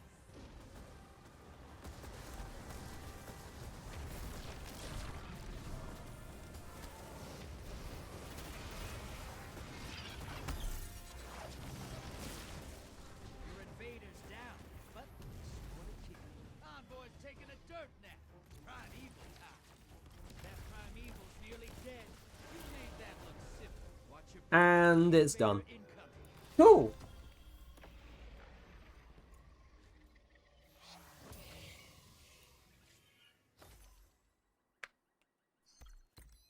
What a haul! I promise you, I'll do something special with all these boots. Something that'll make you shiver.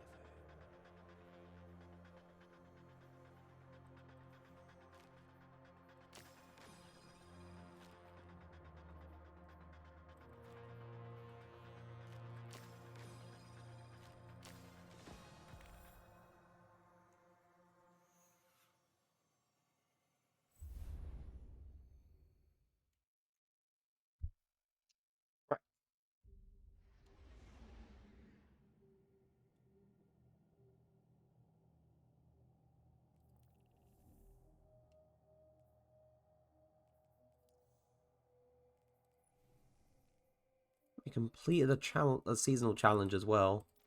Whoops.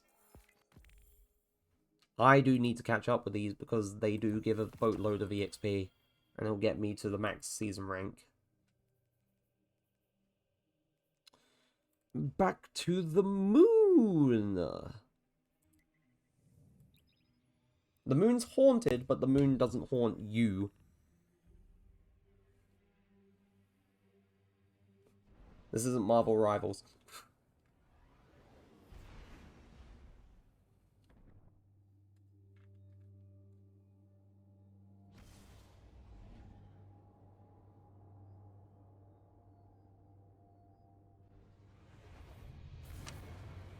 The moon haunts you.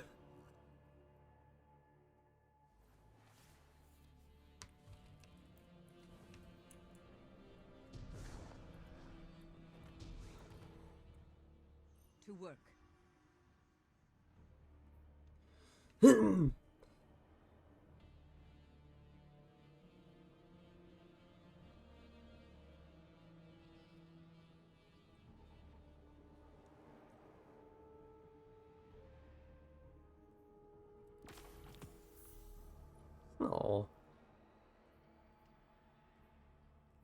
I don't think I ever got a Solstice Memento, so I'll grab this.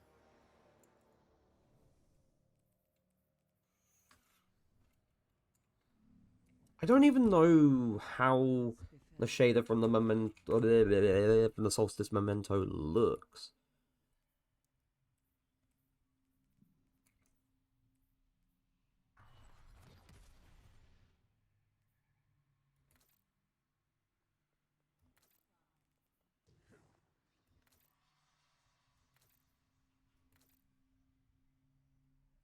Oh, it looks like that.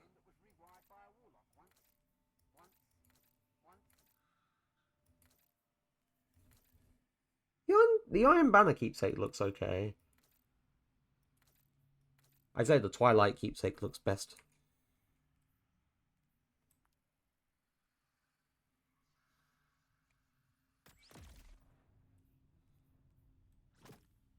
Yeah, that looks pretty cool. I like how that looks.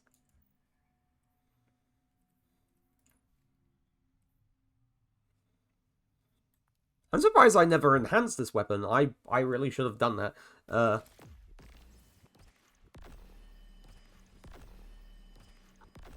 I've been using this weapon for how long and I didn't enhance it? That's odd. That's crazy. That's so crazy.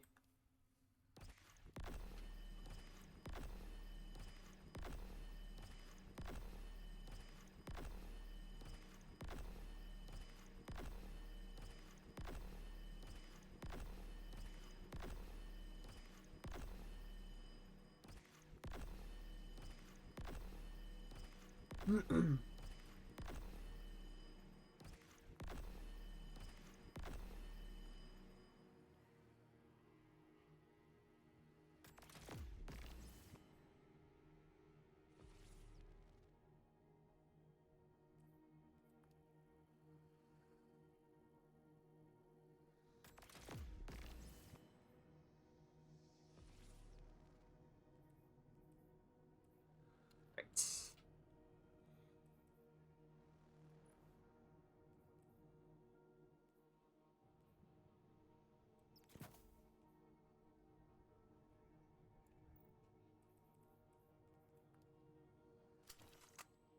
Okay.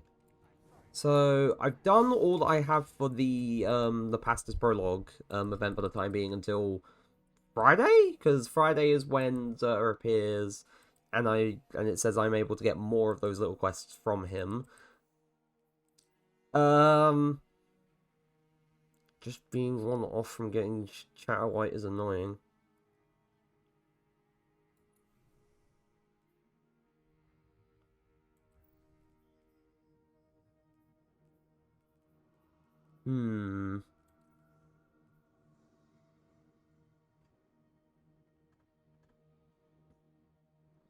I've had these two Catalyst quests for almost 4 years. I have not done them at all. I've been pretty awful with those.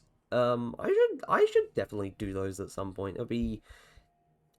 It needs to be done. It definitely needs to be done eventually. Eventually, I say, because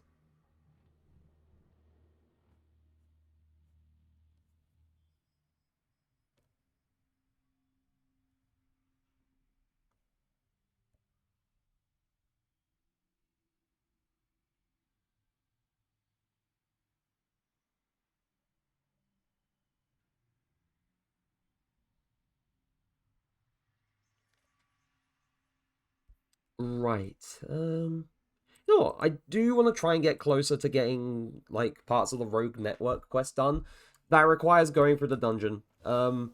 So we're going to do bits of the dungeon before the end of stream, which will take a little bit of time, but it won't take long to get through the first encounter and the intermediary transition encounter. But not sure about the second encounter, but we'll see. We'll see. I haven't done it this week, so it'll be a completely fresh run. And who knows, maybe this time around I somehow, through sheer luck, get the weapon that I was originally farming for in the first place.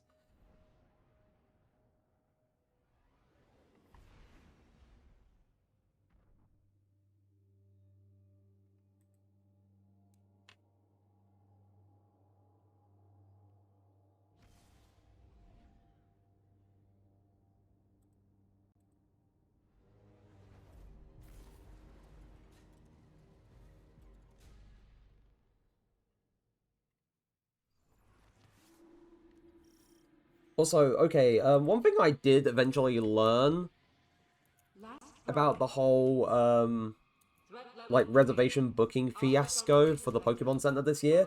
It happened this kind of thing happened last year as well. And I was correct. They completely changed the service that they use for the bookings. Originally, I think originally they were using they were using Arcane 9 originally for, like, booking the reservations and whatnot. But for some reason, they changed to, Wait While, and, apparently, like, from what I've seen, apparently people say not only is it, you know, not that great of a service, because it's not, you know, built for this, probably not built for this kind of, stress or overload, but apparently, according to people, talking about stuff, there's also, like, data protection concerns, so why would you choose something that's obviously worse than what you were already using in the first place? Like, if you were cutting costs, then why? So, left door, pillar. Is it going to be ceiling? Yes. Right. So, left door, pillar, ceiling, right door. And not the main door. But yeah, no, it's frustrating. Like, if you have something that works, then why change it? Like, and if it's about costs, then that's kind of irrelevant to the Pokemon Company, because large fucking media conglomerate, surely you can spare, like, a bit more to, you know, create a optimal booking service for something that only shows up in the UK every so often, or better yet, make a permanent Pokemon Center in the UK because it would be really profitable for you. Like, I can't be the only one who thinks this, and, like, maybe in some ways, maybe it wouldn't be, like, a good move for them, but in my opinion, it would be a good move for them. Because so many people, when the Pokemon Center, the pop-up Pokemon Center appears, travel to go and visit it. Like, and I know it's mostly the case of, well, this is, like, for the special, like, tournament and events thing, and it gets people from all around the world to sort of travel there. Because, bearing in mind, like, the few times, or one of the few times that I went to the Pokemon Center pop-up previously, and I think it was the one from 2 years ago, like, person I met there, like, the person was from Japan, and I added them on Pokemon Go, and it's kind of crazy that maybe that's the reason why they just don't have a permanent Pokemon Center in the UK and only have it for when there's, like, the World or the International Championships, because it draws in so many people from around the world. But at the same time, like, surely you could actually just think about having a permanent one in the UK, because it would be so profitable.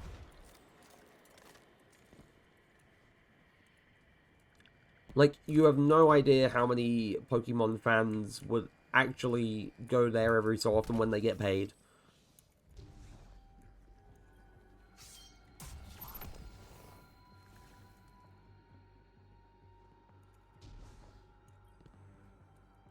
But, again, that's just my opinion.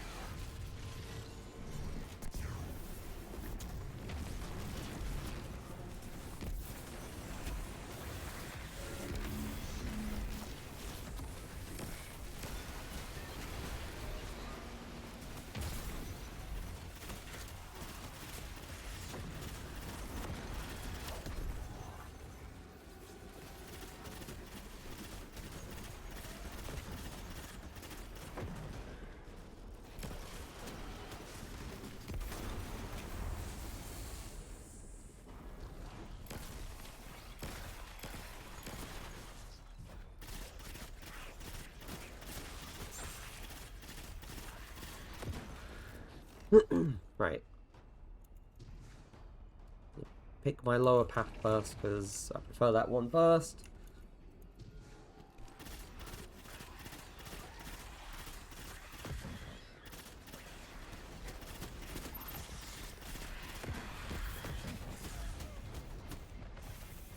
Excuse me? That's rude.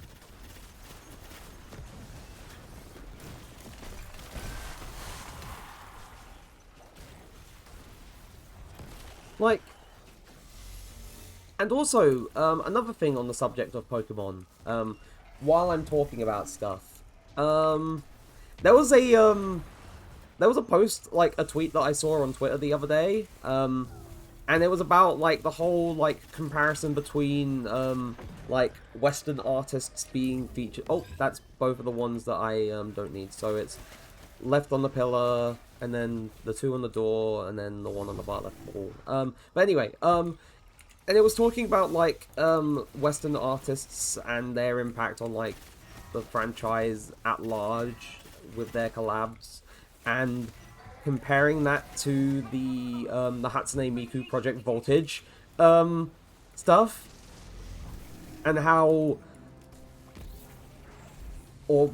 much of a celebration Western artists stuff compares to the Miku stuff. And everyone is just mostly in agreement that like the Miku Project Voltage stuff for the Pokemon games actually, like, with all the different Miku designs for each of the different Pokemon types, serve as a much superior celebration of the franchise as a whole. And I'm fucking with them. Like, honestly, like, the designs, like, the different, like, Miku designs and illustrations that they released during, like, I can't remember if it's, like, each week or each month or whatnot. I think it was each week. All of them were cool. Like, that felt more, like, compelling compared to, oh, Ed Sheeran has made the song for Pokemon Scarlet and Violet, than all of the Western artists, like, doing collabs for, like Pokemon, like, anniversary stuff. Like, in my opinion, like, it's having something that properly represents the games visually is so much better than, oh, Western artist makes a song, but it mentions Pokemon, so it has to be a celebrate. It might be, but at the same time, it just doesn't feel like, in some regards, it represents the franchise well. Like, I'm sure if effort was put in, then it could be good, but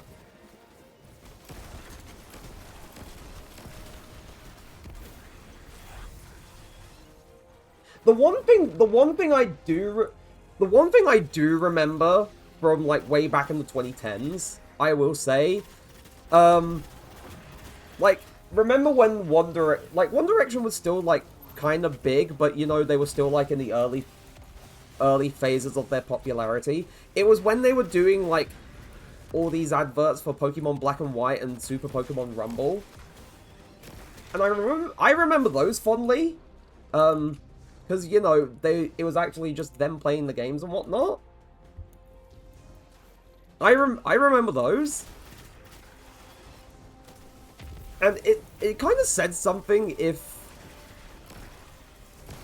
I remember that from way back when more than I sort of think about, like, Katy Perry or Post Malone doing a thing for Pokemon.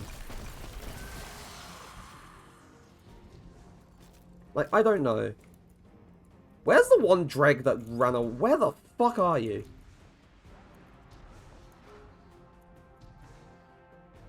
Where is he? Is he all the way back here?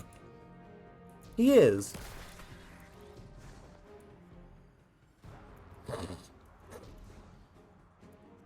Yeah, no, I remember those clearly. I remember those from, like,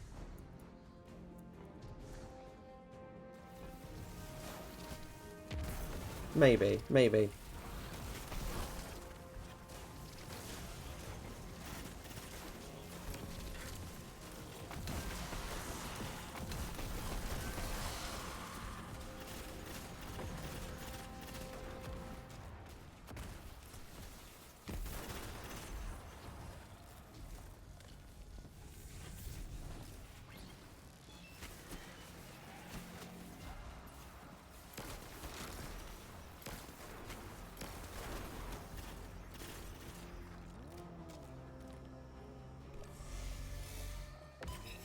Number 1 there. It's number 2 there.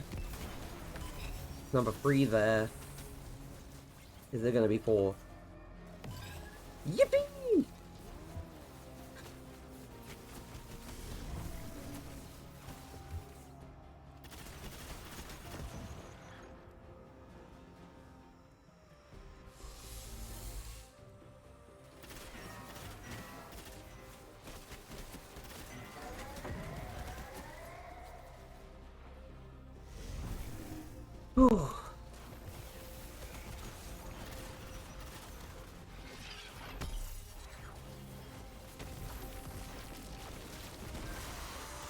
I mean, maybe it's different for me. Because I don't actively listen to Katy Perry or Post Malone and whatnot. But... shit, the nuke!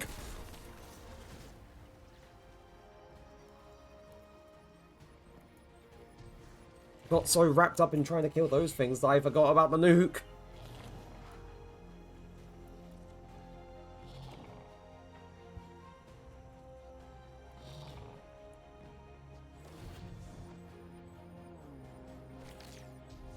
Why is it not showing its face? It's supposed to be right there. Thank you. Please die. Please die. Please die. Please die. Thank you. I'll drop that off there.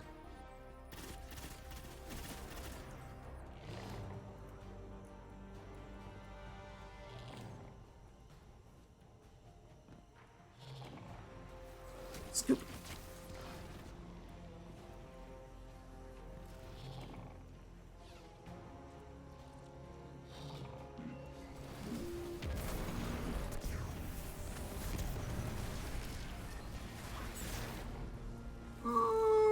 I know when the... I now know from experience, when the timer runs out on the nukes, it doesn't end the encounter. You don't, like, die or anything. It just despawns it and you have to do the shit over there all over again. But I don't want to have to do that all over again. I'd rather just, like, have it be a one and done.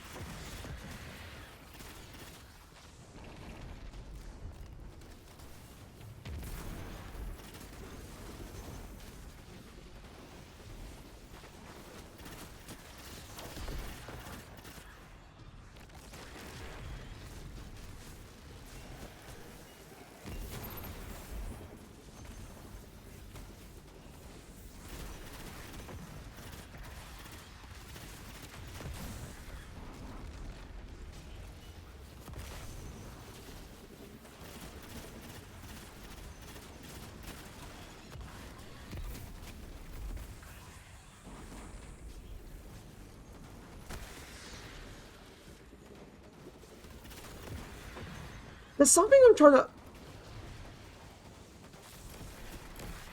There was a thing I was thinking of. I can't remember if it was from, like, a game or a film, but now I can't remember it, and I can't remember what song it used, and I know it was, like, an odd choice for a song. Wait! No! I remember now! I fucking remember!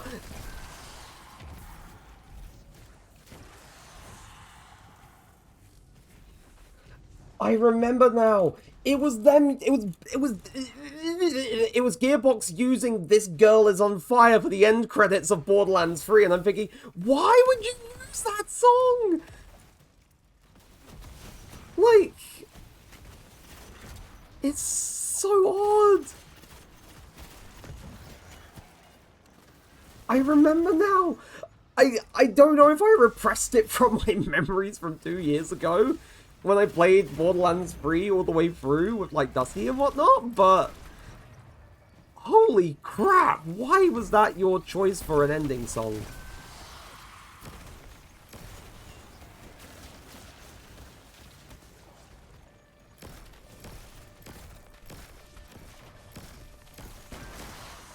Like, and I'm not joking. I'm not joking. Right, so it's number 1. Not 2 or 3. Oh wait, no, it's 1, 4, 5, 6. It is 1, 4, 5, 6. Need to put this away, because otherwise I die.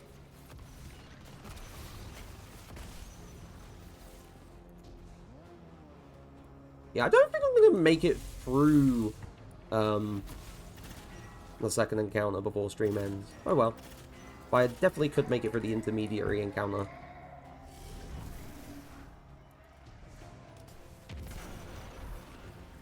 Oh yeah, last ad break of the stream starts in a few minutes.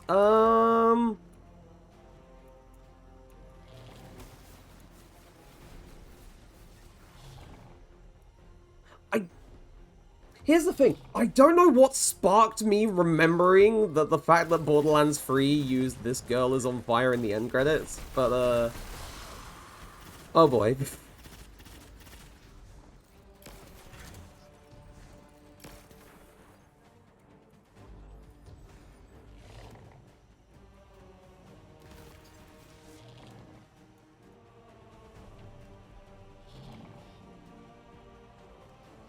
I wish I could remember my exact reaction, honestly. I wish I could remember my exact reaction. Because I know it was one of disbelief and bewilderment.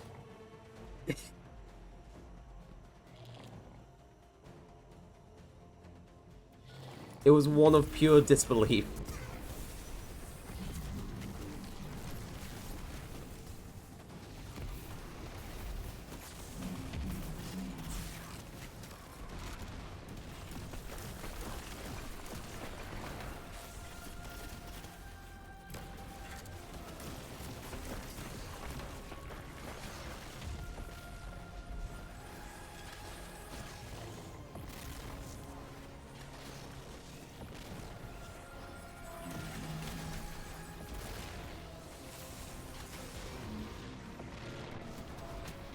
Are you crying? God damn it!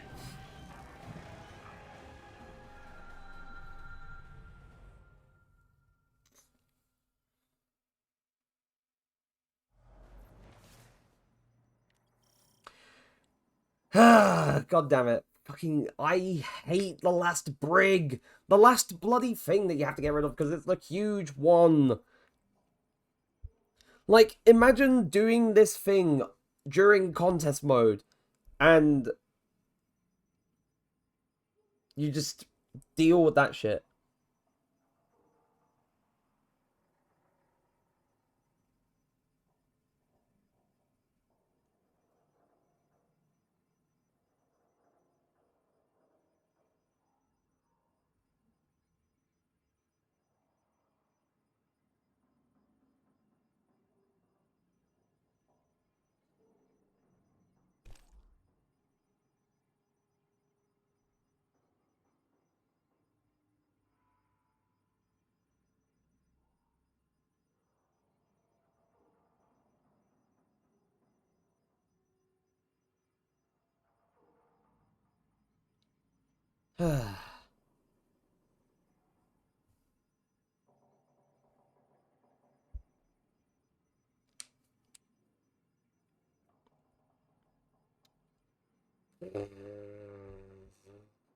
I could have had that done as well, and that's so upsetting.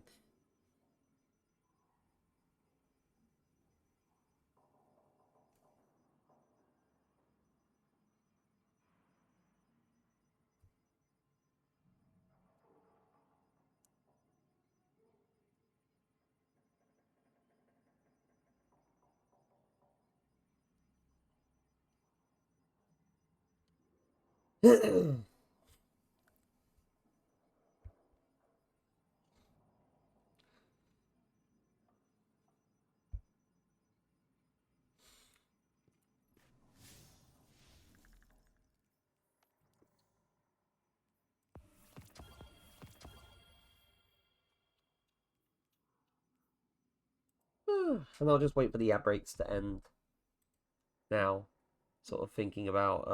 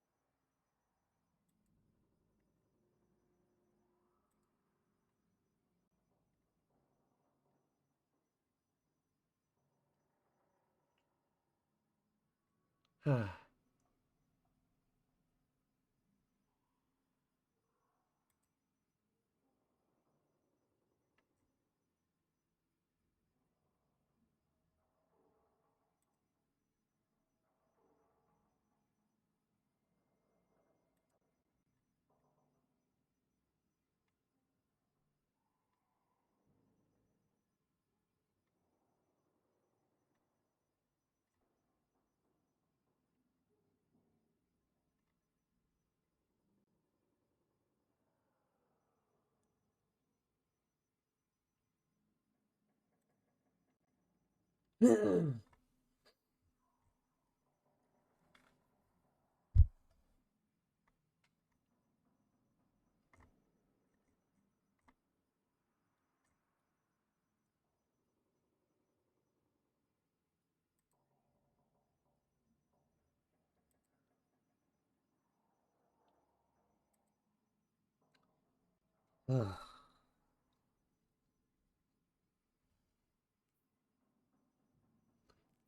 the thing I was hoping for was to just get that one and done and then have done with it and then say, yeah, no, we're ending things there. But that's a little disheartening, but, you know, not the absolute worst thing to happen.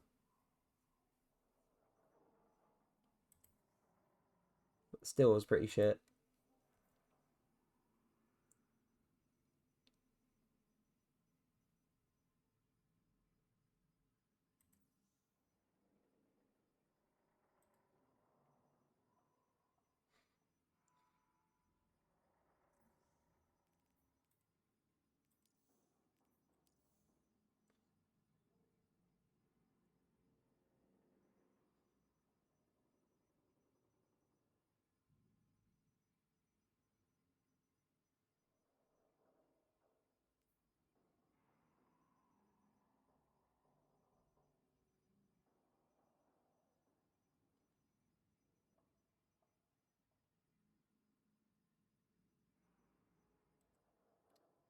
Oh yeah. Oh, sorry, I didn't.